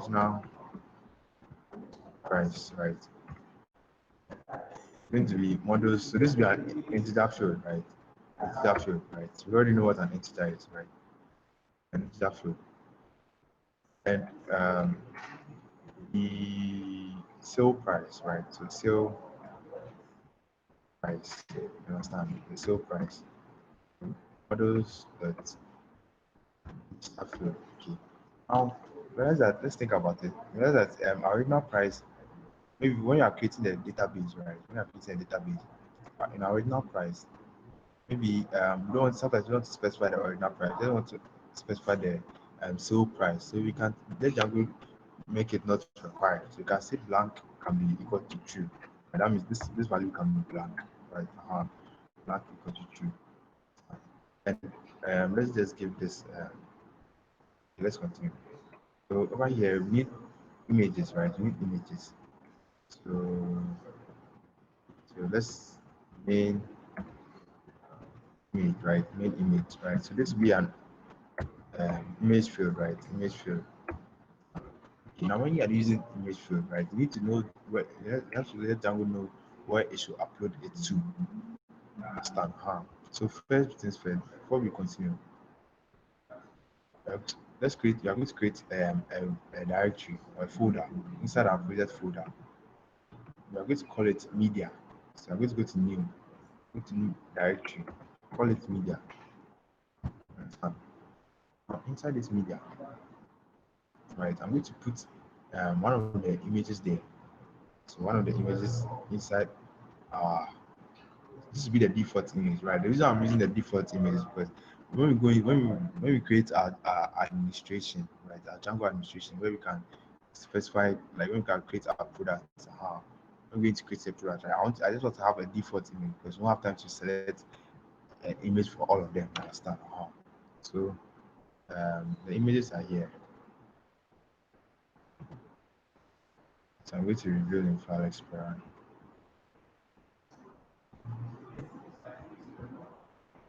I'm going to go back over here.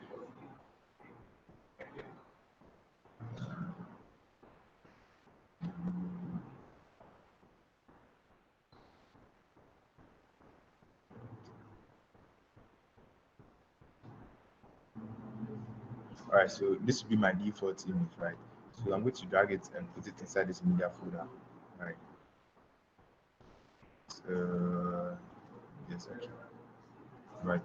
So now over here, now I'm going to make our default image, right? So let's say default should be equal to so over here I can just copy the name, right? So if I click on copy relative path, right, I paste it here, but remove the media, right? Django already knows that it's in the media, right? If you want to put images where they always put it in the media, and also if that's you create this media folder when a user, whether it is you or another user, is going to put images into your website, you need to create this media folder, right? Django already knows where to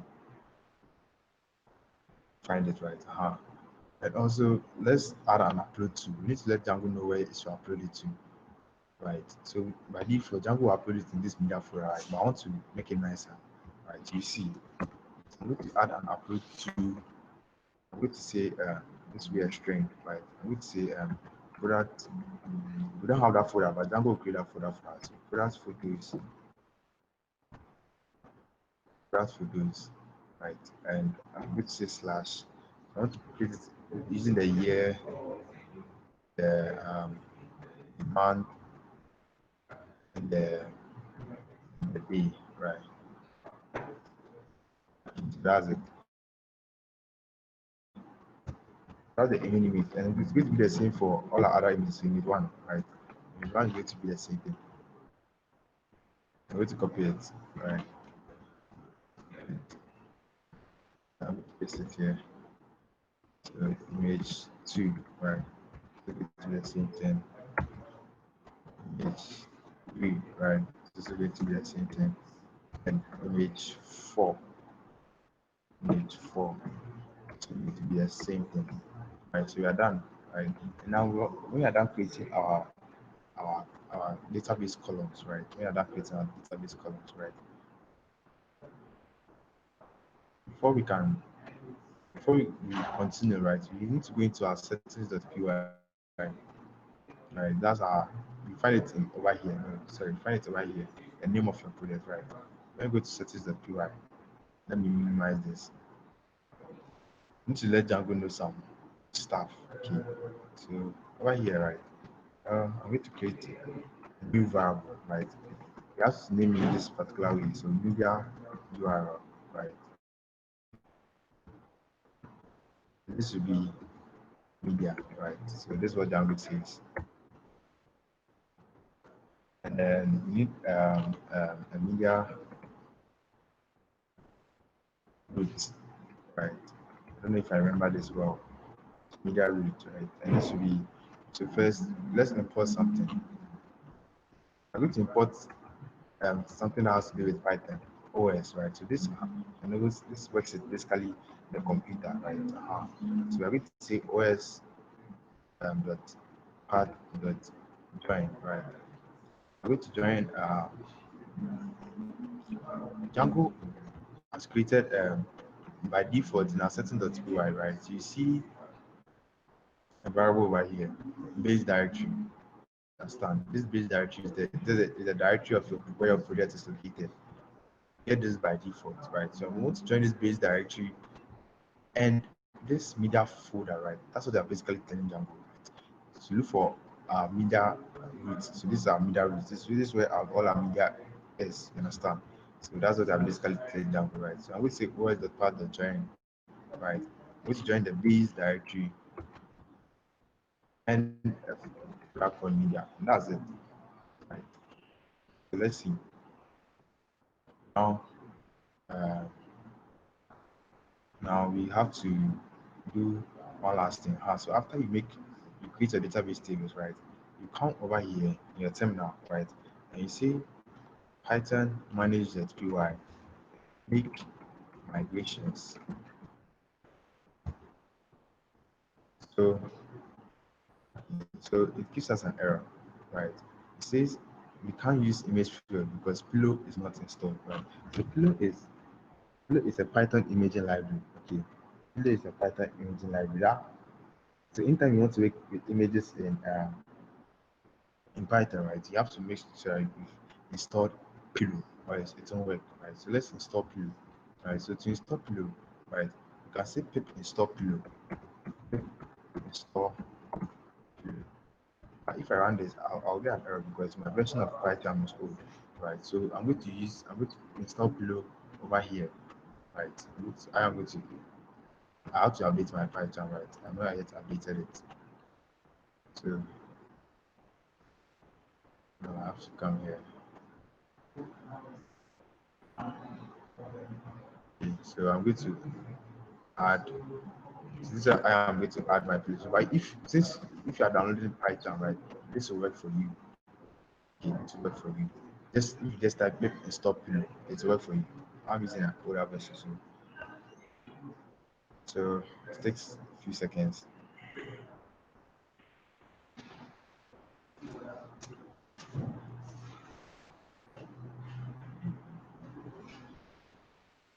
Take a few seconds.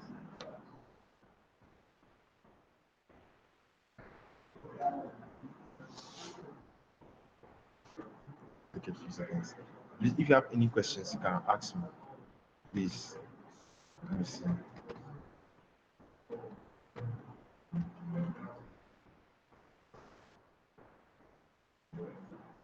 Can I ask a question?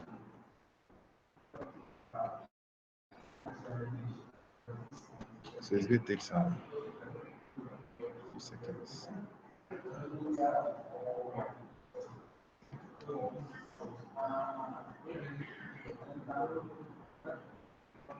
Alright, so let me do something before I can stop you. So I forgot to do this. This is just because I have an older version of Python, so sometimes I have to do some stuff before this work. It's just based on my pip version, right? My pip version, right? So I have to change my pip version for this to work. Okay.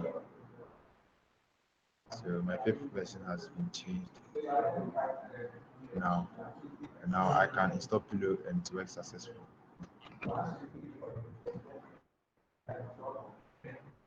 Sorry, I have to make sure you select this one, Pillow, this Pillow, and click install package. It takes a few seconds, then you see Pillow install successfully. Okay, so package Pillow install successfully, right? So you don't have to do this, right? I just have to upgrade my Python. Okay, I can click on OK. Right, you have to just all you just have to do is run Python manager. Sorry, pip install Pillow and it's work for you, right? So I can run this, make migrations again, right? Python manager UI make migrations, and you see I don't get an error. So you see migrations for product. So create model product. Okay, and now you have to migrate the product. So when you when you when you um when you run this command, right, Python is going to make the SQL code generator ready, right? And you see it inside this migrations folder over here, right? So you see something over here. So this is what is going to create your SQL code for you, right? This was and you didn't write it. This is generated by Django. Okay, this is generated by Django, right? So I'm going to minimize this. And now I'm going to migrate the changes, right? So the question is, where does the changes get migrated to, or where does the database get created? So you see something called db.sqlite2, right? This is a development database, you understand? So if you want to like actually publish this website, right, you have to use a better one like PostgreSQL and stuff, right? But now we are just going to use this db SQLite2, okay? Now I'm going to say Python manager.py migrate. Okay, so I'm going to migrate our changes, right? So you see all this stuff happening. So it has migrated it to our development database over here, right? And now, right, I can go into my Python administration, right? So to do the administration first, I have to go into my product, right, and go to this admin.py. Okay, and inside the admin.py, I have to import my model, right? So I'm going to say from my current directory. So from current directory, that's dot to dot models import product. Right? I'm importing my class. I'm importing my class over here. Over here, I can say admin.site.register. So I'm registering our model, understand, to the admin of to the admin site. Okay. So then I pass in the product over here. Okay. This just needs practice. Then it comes out annoying. And then it goes on your fingertips. You just need to practice. Okay. All right. And now over here, before we continue, right, you have to create a Django admin. So you have to create a Django super user, right? So I'm going to say Python manage.py, right? Create super user. This will create a super user. So to ask me for my username and tell me I can leave it blank to use Bright. So if you want to change the username, you can use it. I'm going to leave it as Bright. So I'm going to use my email address, right? So this is the super user of the site. I can delete users, do all that sort of thing, right? Which is my email address. The password, right? You have to make sure you keep the password. So I'm going to use testing321. Testing321. You don't see the password when you're typing. Testing321. Okay. So it says super user created successfully. Now, when I run the server, when I do Python manager.py, I run server, right?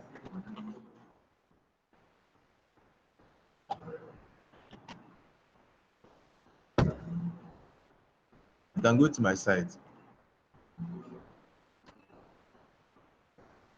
I can go to my site, right? That's the Django site, right? So this is the Django site, right? And if I go to slash admin, right, ask me to log in, and I'll log in with my username that I just created. Then the password will be the password I also just created. Person 321. All right, so now you see that we have an administration created for us, and we didn't rewrite a single line of code. And you see that we have this product over here. So this is the name of the app. The name of our app is product, and this is the database table that we have, or the model that we have. And over here now we can add multiple products into our website. Okay. So I remember that we didn't write any. Django gave us all this without us doing anything, right? So I'm going to add a product, and you see what we define here, our title, now models.py, right? What we define here is what we are seeing, right? So you can see a character field, text field, stamp, it's a character field. So over here, I can specify, I can create a new product name. Let's say maybe Jordan Air Max, right? Set the color to maybe red and white, and let me copy the details from here. Paste it here, right? So the original price will be maybe 2,000 because still price will be 1,000, right? So over here, if you want, you can choose a file. But I'm not going to choose a file, right? I'm not going to choose a file because I've given it a default file. So if I click on save, understand, this will work. So you see something called the product object one must be added successfully. Why? Because if you remember, our product model is a class, and as I said, anytime you create a class, right? We want to use a class, you have to create an object. So some people say, okay, this is a product object, but I don't like the way this is looking, right? So I'm going to add a method in our class, in this models class over here, so that I can give it my own name. Understand? I can give it my own name because I don't want product object one. Like, because why? Because why don't I want that? Because if I add another product, it doesn't really make sense to me. So let me add another product, maybe Jordan 23, right? Give this maybe a color of green and white, right? The details we just learned to 2,000, right? So price 1,000. When I save it, I have to get product object one, product object two, right? This doesn't really make sense. No, it doesn't. It don't really tell. It doesn't tell us much about the product, right? So maybe once you it's over here to be the name of the product. Okay, so let's see how we can do that. So I'm going to create a new method over here. Let me find a way to get to the end of the line. So it's a new method, right? So in other words, a new function, right? Let's call this a magic method, right? So double underscore str. So I know I didn't teach you this, but since we want to when we want to reference a property in our class, we use this self keyword, right? As I said, I'm not going to go into it too much, right? We'll do a Python workshop, and you understand all this. So I'm going to say self that. So no, we have to return. So this function is going to return data. Why? Because we want it to return a particular name, right? So let's return something. So let's use the return keyword that I just explained. I'm going to use the format specifier, right? I want to return title. So sorry, to reference the title, I have to say self title. Okay. Then right here, then I can add maybe a bracket or something. Then use my curly braces and say self that maybe I think the self the title is okay. The self the title is okay. Self the title is okay. Right. So now when I come over here and I reload, this has now changed now. That becomes the title. So Jordan 23, Jordan MS 2000 or 200. Sorry. So let's add more products. Let's add more products. So more products we can add. It could be Jordan Proto Max. This with pink and white. Let's place in this. In 60,000, 1,000. I'll see. Right. Okay. Now I just realized that I forgot to add something. Right. Because in our website, in our UI, right, we have different categories. We have featured, we have popular, we have new, right? So I'm supposed to add some categories into our product database. You understand? Okay, so let's see how we can do that. So I forgot to do this. Sorry. So over here, right, I'm going to add some categories over here.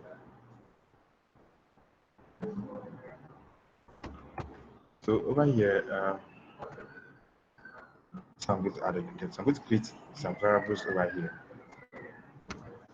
and I'll explain what I'm going to do in a second. So over here, I'm going to say,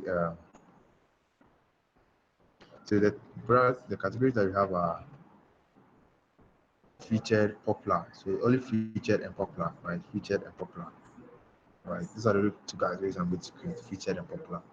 For new product is not really a category, right? You can just use, you can just change the order and to give out the new, right? So just featured and popular. So I'm going to create a variable called featured, right? It should be a string variable. Okay, see what I'm doing? That's okay. And this will be popular.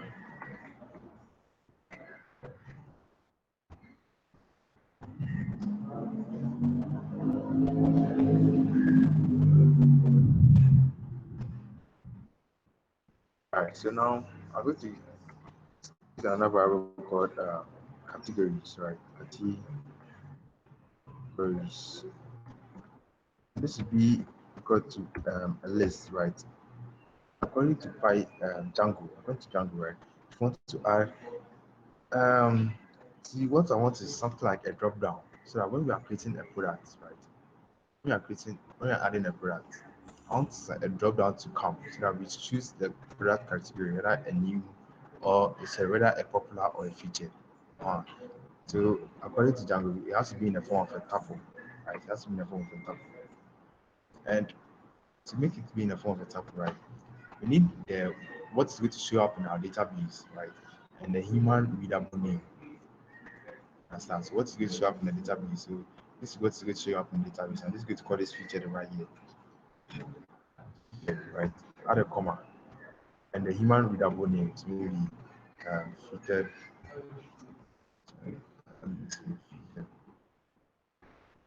So add a comma. There's another type of for this in the variable that I've created. Human readable name is maybe popular. Right. So I just created two categories, right? And I'm going to add a new field to our database, right? I'm going to add a new field. I'm going to call this maybe categories. So category because this will be a character field. Character field.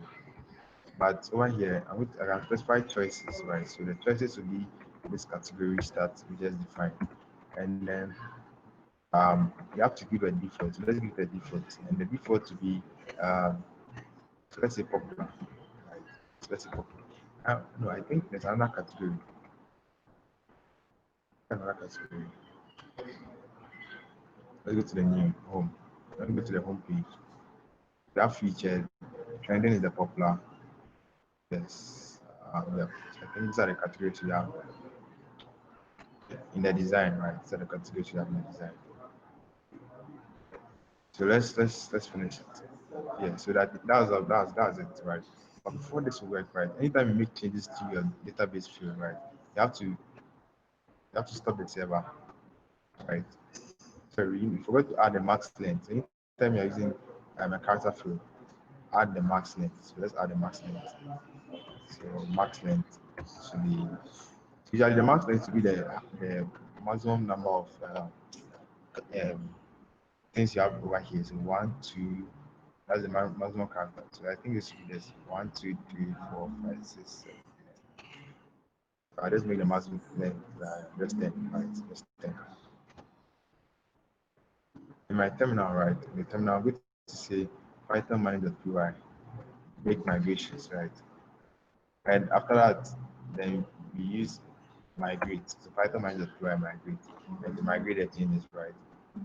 And now let's go back into our database. Sorry, so when we reload, we now have the option to, we have to run the server. Let's run the server. Run the server.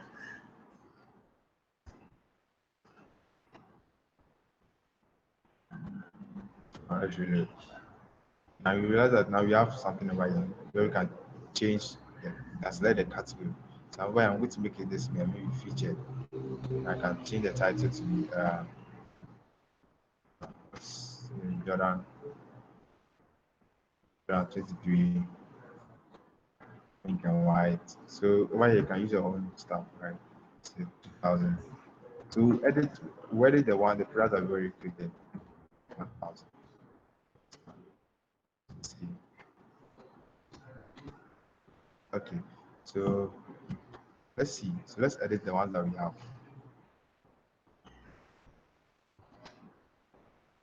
So over here, I want to change this to make it also show the categories in the bracket. So self category, okay, which is self category, and all of them have been given the default of popular, right? So let's create another. Let's create more. What more products do we have? So Jordan trainer. Let's say Jordan. Jordan. Jordan. Uh, right. And this can be red and white. You can use your own stuff, right? You can use your own stuff. 2000 to 1000. Okay. So if you want make this featured, make this popular, whatever you want. So you click on save, right? So let's add more. I want to add at least 3 for each, right? Sorry.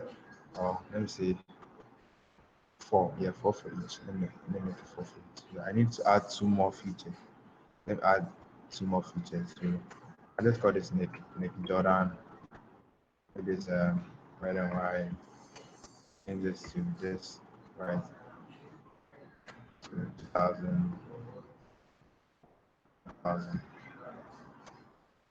Okay, and this will be featured. So let me save and add another. So I can make this neck, make this pink and white. Right. So over here, you set like the type of product that you want to build. 1000. And this will be popular, yes. But I think we need one more feature. One more feature. So let's save another, add another. So I make this Jordan Photo Max 2020. Make this pink and white. Creating our details. 1000. And yeah, so I think this is fine. So let's save this and see if we have 4 for each, right? So yes, so 4 for each. That's great. All right, so now we are done with creating our products. So let's see how we can put in our HTML, our styling, right? Let's see how we can put in our styling. We are done with our models, right? We are done with our models. Let's see how we can put in our styling. So to put in our styling, right?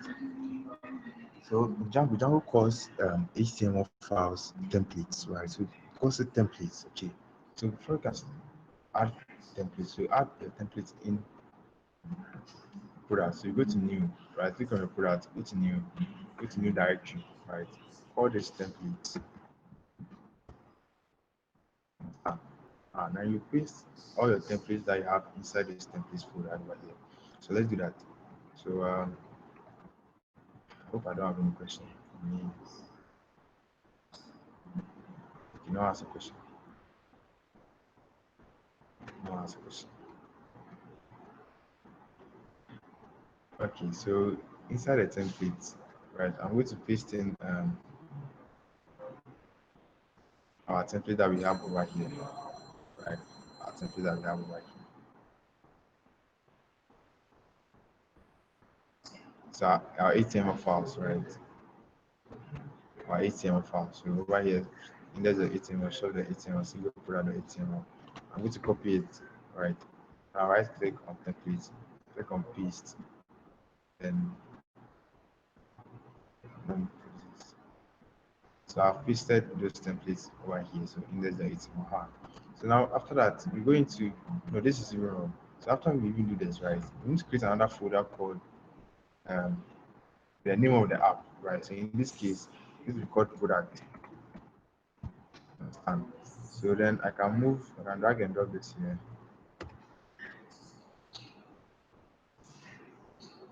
And drag and drop this here. Drag and drop this here. Okay, so now this is how it's supposed to be like, right? Then move to our settings, right? Move to our settings.py to let Django know where our templates are. So you see it over here. You see a variable called templates over here, right? Over here is where you use the theirs, right? So you say OS that doesn't know where OS is. So let's already imported OS, right? So let's remove OS from here. Let's remove OS from here. I put it over here so that's it. Right here we see OS that part that join, right? And join the base directory and this folder that I've got called templates. Now we're almost done. We're almost done. All right, so let's see. We go over here into our urls.py. So this urls.py is the file that handles all the URLs, right? So if someone goes to slash product, right, what does the person see? As you want to specify the mechanism or the function of the URLs in your Python file. Okay, let's specify the URLs in the Python file. Okay, so let's see how we can do that. So over here, for our home page, right? So I don't specify any. So that means when I come over here, when a user comes to this URL, when a user comes to this URL, when it, yes, so when a user comes to this URL, right? This URL to open the home, right? So the home, right? So over here, I'm going to say. So over here, you see from Django.js import path, right? Let's add another function called include, right? So that I'll show you something. So over here, I'm going to say include um, the name of our product that URLs, right? I'll explain why shortly. So in our product, let's create a new file, right? Let's create a new file. Call this urls.py, or if you create a new Python file, and just name it urls. Okay. Right here, we need to import. So the same thing we saw over here, right? Part. We need this part, right? I'll explain why we need this part. Just do it to me here. So I'll say from Django, sorry, from Django that virus, right? Import part. And over here, by force, we need to call this variable URL pattern, right? So that's what Django says, right? You can't do it without that. We call this URL patterns. And we're going to use this part, right? And it's going to start off with this, right? And now we need to store it what to show, right? So that means when a user comes to, so we call this part of our URL, right? This 127 point this one, right? The local host, right? So you can actually replace all these numbers local host and to store it, right? So when the user goes into our local host, understand, and comes to this, or later if you buy a domain name and make it www.ncast.com or something. So when the user comes to this place, what should the person see? So you tell Django what the person should see in these views, right? In these views, right? And I'm going to create a function-based view over here, right? So function in touch.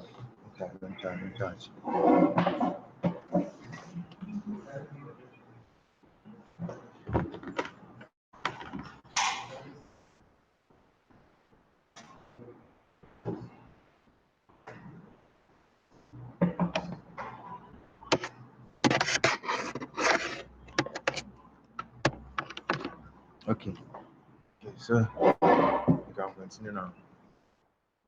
I'm going to create what we call function based views again. Let's create what we call function based views. So this will be a function, right? So you see def, right? I'm going to call this home, right? And it needs this request argument, right? So this is just by default. Anytime you're using function based views, you need to pass in this request, right? And if you see, we see some render over here. So this is render a template for us. Understand? So let's render a template. Call it render, and this is where we pass in the request, right? When we pass in the request, put the name of the template. So to specify the name of the template, need the name of the product. So the name of the app. Sorry, in our case, the product, right? And what template do you want to show when you come to the home, right? It will be the index.html, right?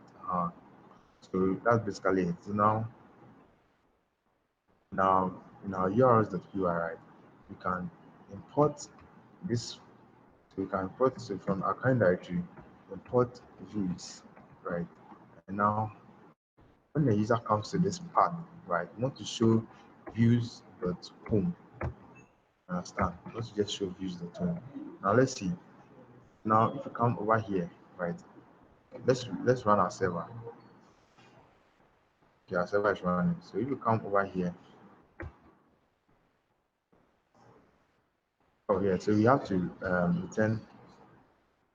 So now views.py, right? You don't just render it, you return it, right? Return it, right? So sorry, I forgot to add that.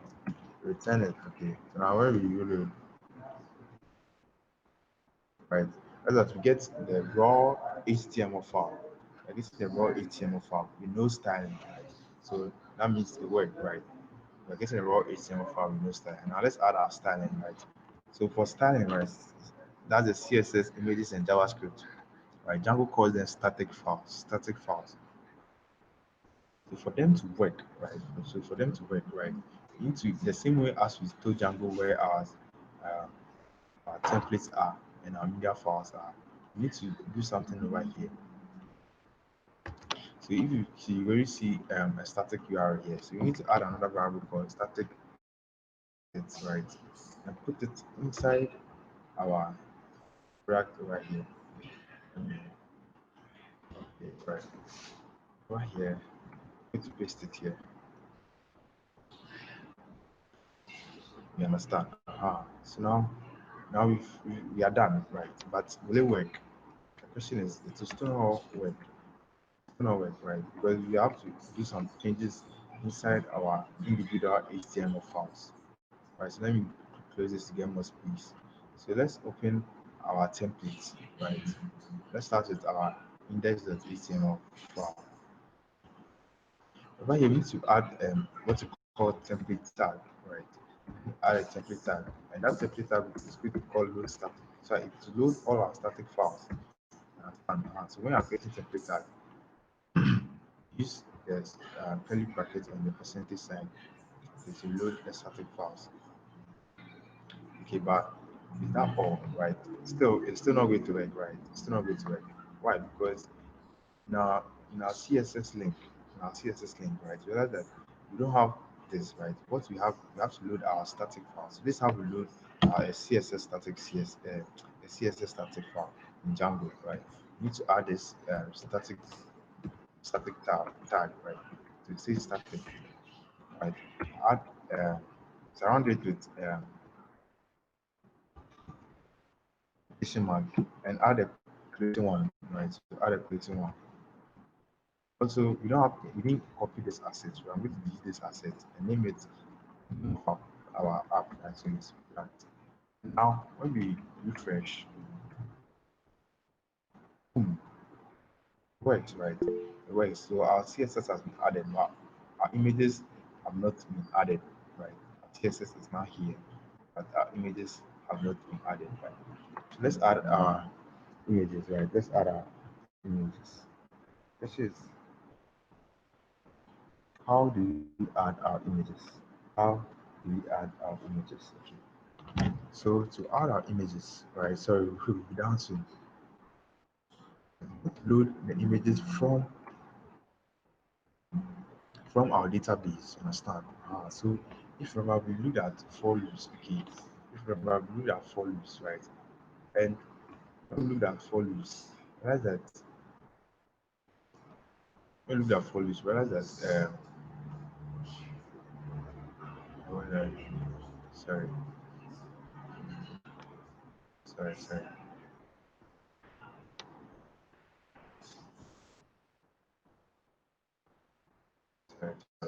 Okay, so when we look at for loops, realize that we said for loops can look through um, for loops can look through lists and dictionaries or even tables, right? Let's go back into our views, right? And let's import our product, right? So our product class, so we can get all the product objects that we have, right? So I'm going to say from dot models, right? So import product, right? So our product class. Why am I importing our product class? So that I can get all the product objects that I have, right? But I'm not just going to get it right. I want to filter it. So I'm going to say let's create a variable called featured products, like the featured products. Right? And this featured product is going to be equal to all the objects that we have in our database. So product.objects.all, understand? But you know that we have to filter it, right? So I'm going to add this filter, right? And what are we going to filter it by? We want to filter it by the category, right? So now models.py, where's our models.py? Sorry, this is getting too long. Now models.py, we have this category over here, right? So inside this views.py, right? I want to filter it by saying category, right? It's equal to what's to realize that over here in our database, right? I'm not just going to use this, right? This is the human readable form, but that's not what's in our database. This is what is in our database. This is what we are going to use. So we filtered it, and we do the same thing for a popular product. Popular products. Product that object for, right? I also filter it, so that filter, right?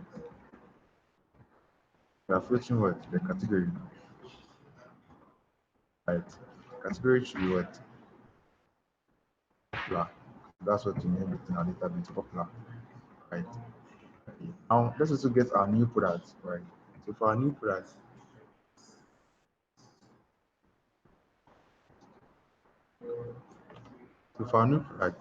right? Our new product is going to be equal to product that object.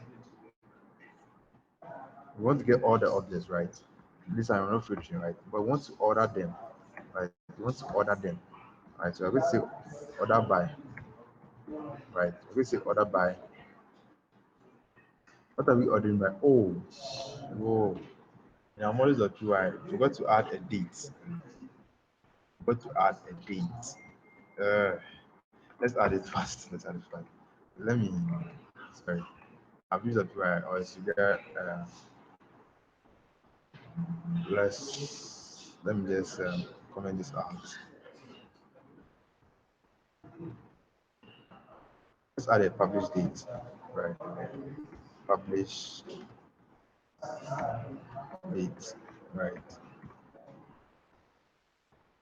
And then this will be models that date time field, right? They will say auto now, right? That means auto now to be true. Understand? So then, as usual, we have to make migrations. So we say Python manage .py make migrations. Alright, then we can migrate the changes. Alright, okay. Alright, so let's get back into our views, right? And comment this. Say order by what? Not order by the publish date, right? Not order by the publish date, right? But are we just ordering it by that? No, we're going to say want it to be in descending order. So take order by minus published date. Okay. But we need to pass this into our database so that we can look through all these things, right? So I'm going to create a variable, a dictionary variable here. I'm going to call it context, right? So we look at dictionaries, right? And it's going to be a key value pair. So key will be get product, right? Get product. And the value will be get product, okay? So I'm going to do the same thing for popular products. The value will be popular products. I'm going to do the same thing for new products. The value will be what? New products, okay? And and I'll pass it to the way we pass it into our template is just by calling it here, so context, right? So this requires a dictionary, right? That's why we created a dictionary. All right, so now let's go into our index.html and see how we can look through it, right? So over here, this is the home, right? This is the new arrivals, right?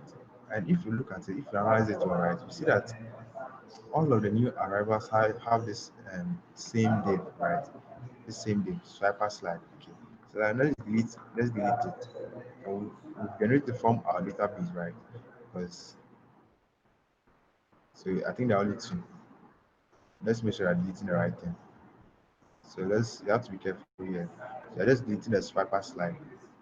That's this. Okay, so you're just deleting this. Right.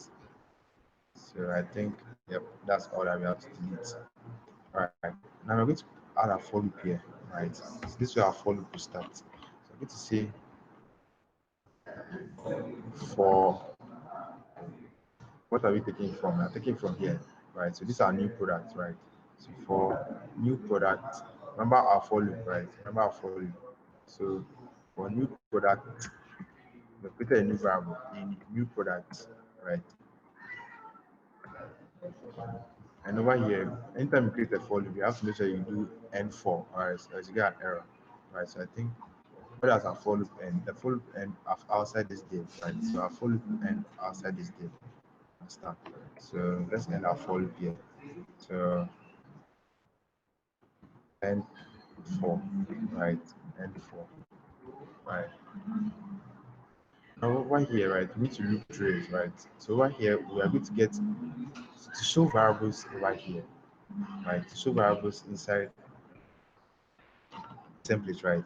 You use this, right? So we want to say new product dot main image dot um, URL, right? On the URL, right?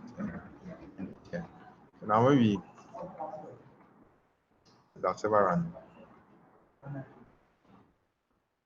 this will not work, right? This will not work because you have to do some last changes, right? This will not work. So let's run server and see.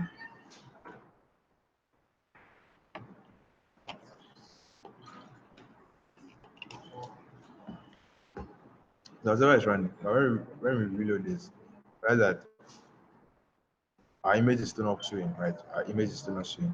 Why? Because we have to do some changes in our URLs. Okay, we have to do some changes in our URLs. Okay, we have to do some changes in our URLs, right? So because of time is almost out. So I'm going to copy the line. We're going to paste it. I'll explain it right now because our time is almost out. We have some things to do. And over here in our URLs that UI, right? I'm going to add something over here. So this is just a Django thing, okay? Right. This is just a Django thing, right? So for this to work, right, I have to import our settings, right? So import settings. Sorry, I have to say from current directory, import settings, right? I have to import the settings. And then we also need to import so from Django.conf, right? Django.conf, import static. Static. But URLs that static, right? Import static. Django.com.js, start the comport static. Okay. We are just adding this line so that our image will show. Now, after we add this line and reload, boom, right? Boom, like that. Now, you see, we just use our normal image, right? Just use one image and it's showing, right? Now, let's change the text, right? Let's change the text to be what is actually in our database, right? So, in our index.html, right? I'm going to copy this. This time, we're not getting the main image, right? Get the new product that was title. This is the title. Oh, the other title. No, sorry. I'm not supposed to do that here. Let's do it here. Right. So new product dot title.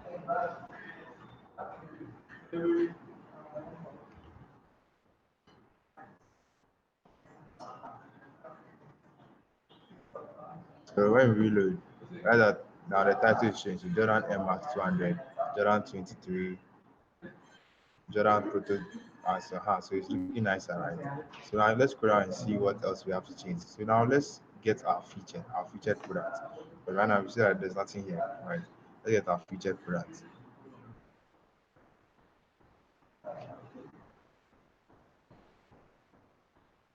Yeah, you get it in the YouTube. Okay, we'll put it in the YouTube. Okay, we'll put it on the YouTube.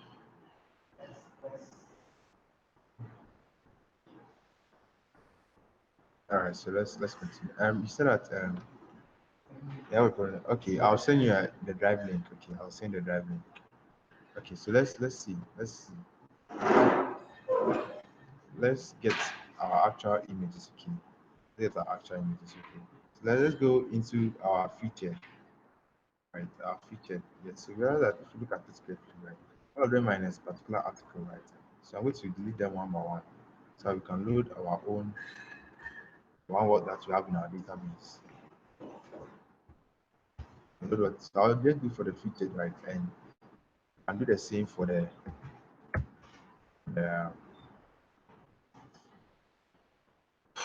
for the popular.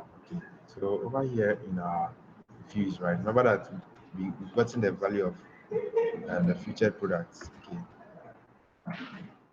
In the index.html, I'm going to also create a for loop, right? So we're going to say for featured product in featured product, right? I'm going to end the for loop here. Right, so, and for, right, I'm going to end the for loop here. And then over here in the source, in the image source, right? Remember that the same thing that we did over here, right? So featured product that main image.url, right? Over here will be the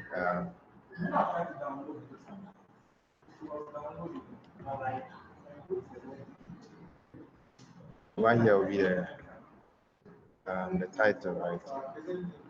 Title, right? Title, and here will be the sale price, right? So let's see what's it. So call this sale price, okay? Views, sorry, index of it's so this should be sale price, right? Now let's reload and see. Oh,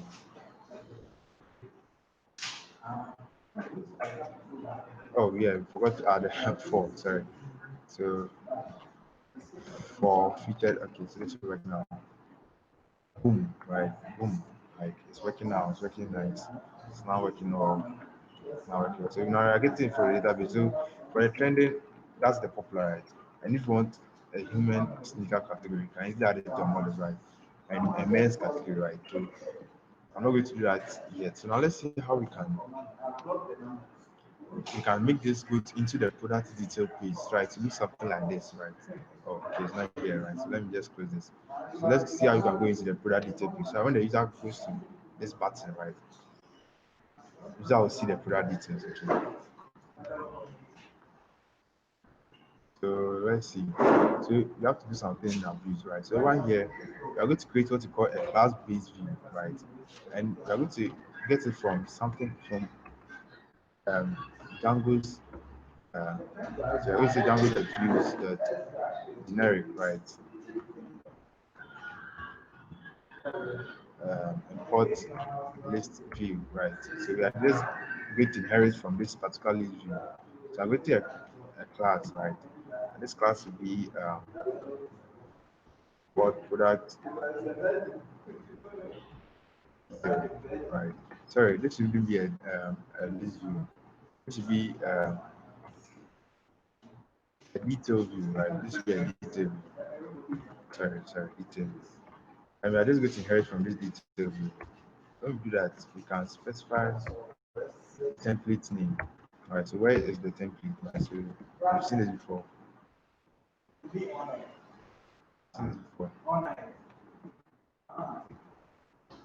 We've seen this before. So this will be called. So product. So this will be our where's it? Yeah, single product.html, right? Single product ht. Let's finish by 5. And yeah, so now we're dry. So tomorrow. Okay, sorry. So let's specify the model that we want, right? I want the product model, right? So now we have to do some settings. We have to do some things first. So let's go into our. Let's close this. We don't need this for now. Let's go to our product URLs, right? Our product URLs. And you have to specify a URL from this, right? So I'm going to say pack, right? And over here, I want the person to I want to link the part of the string.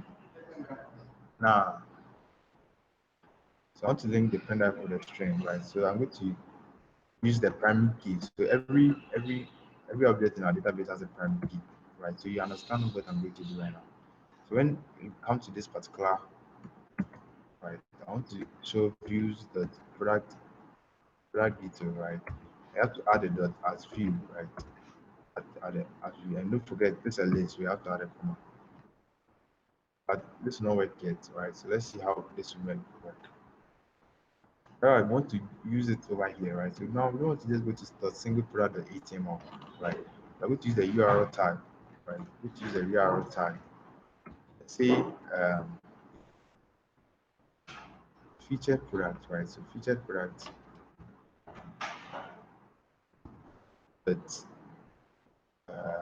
no, sorry. This is not how it's going. So over here, let's give it a name. Now URLs, right? Let's give it a name, right? You see why I'm giving it a name. So let's give it a name. We are naming our URL. Yes, we are naming our URL. So let's call it product detail, right? Let's call it product detail. Over here in our index.html, right? I'm going to paste in this over here. Right, so I want to go to this URL name that we find here, right? And then remember that we said that you have to pass in the primary key, right? So you can pass in the primary key over here. So to be the featured product, the primary key, so that pk, right? So now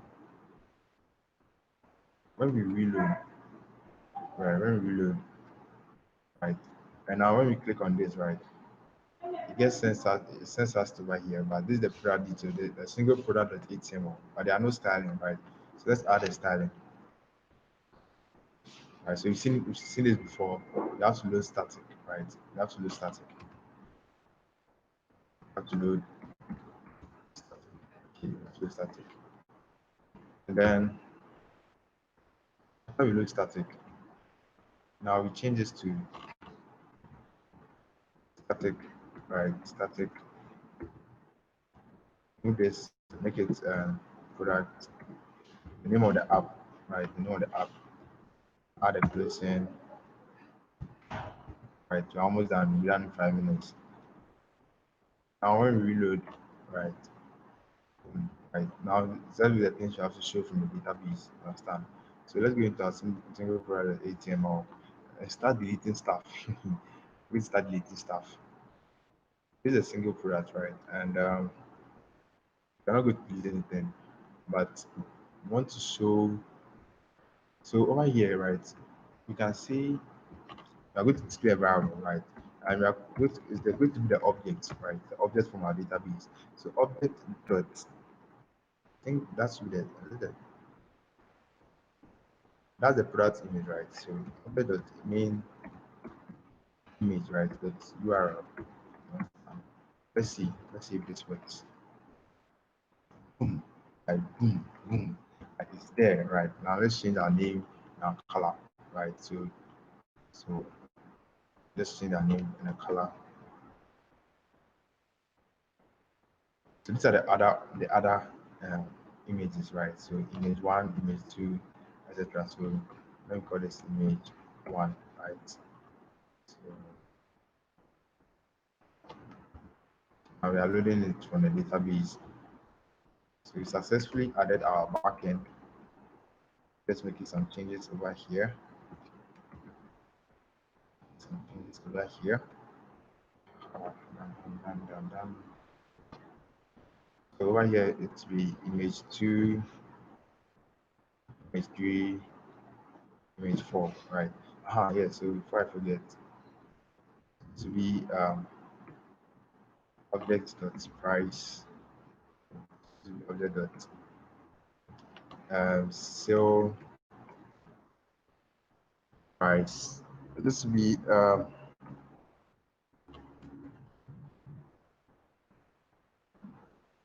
count the dollars too, right? Other than original price, right? So let me add this here. To be the title, right? This will be the title, object dot title, and this will be the color, right? Object dot color. So right, so it's looking nicer. And over here, let's load the object. So object dot details, right? So I'm deleting on this, all right, and I'm putting in what is from our database. Object dot detail. Right, so yeah, so that's basically it, right? So over here, oh, so we have to configure our URLs, right? Let's change our URLs, right? So our home, right? It should go to our home. So over here, we're also going to name this, give this a name of home. So give this a name of home. And in our single, yeah, index of HTML, single product HTML, right? We don't want it to go, yeah, we don't want it to go over here, right? We want it to go here. So we're going to use a URL. You've seen this already. So URL home, right? Go to URL home. URL home. And boom, boom, boom, boom, boom. When reload. When we go to the home, we don't get an error again. Yes. So yes. So now let's let's add one last thing. So when you click on this, it goes into the product details. So let's go into our index.html. Let's be at the top, right? I'll be at the top. I'll be at the top. Where is this? Where is this? Where are you? Where are you? Where are you? Where are you? Where are you? Right. So over here, we are going to do the same thing we did over here. So let me just copy this. I'll make some changes. Okay. Make some changes. So over here, instead of this, we are going to use new product. That's PK, right? That's the primary key. All right, so we are done. We are done. We are done. When we load this, right? Now when you click on this, it sends us to the product detail. And yeah, so you can fix the other parts, the images. So by now you know how to fix them. And so time is gone. So thank you all for your time. This was very long. Thank you all. Please, if you have any questions, let me know, and then I'll answer. So we successfully added our backend, and now when we go into our Django admin, right, we can add our products and etc. Right, you can add our products, right. So if we go to our admin site, right, we can add more products, right, if you want, and to show up in our database, right, you can add more products if you want to show up in our database. All right, so we've created a full stack online shop. So tomorrow I'm going to move on to the machine learning aspect. Okay, to add some machine learning to it, right? I also go to use Python, so it's good that I sort of give you some brief introduction of how Python works and all that, blah blah blah blah blah. Okay, so yeah, so that's it. So if you have any question, please ask me, and then I'll answer. If there's no question, then we'll end today's session. Okay. Okay, so I think there's no other question. All right, so thank you all for your time. This was long. This was very, very long. Adding the backend was not really the complicated part. But what made the whole session long was the fact that I had to explain some of the Python concepts before we started. Okay. All right. So thank you for your time. So the recorded video will be on our YouTube channel so that you can watch it, you can rewatch it and watch it again, so that you don't get lost. I'm sure you got lost somewhere, right? Because I had to move fast because of the time, right? So thank you all. I'll see you tomorrow, same time, same link. Okay. Thank you. Bye for now. Bye.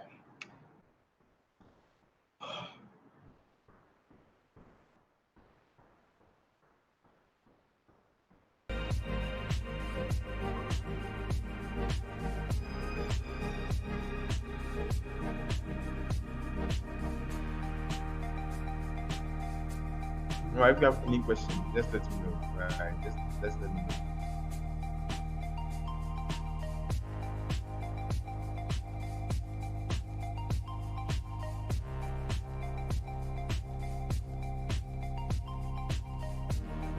Okay, so I'll see you tomorrow. Bye.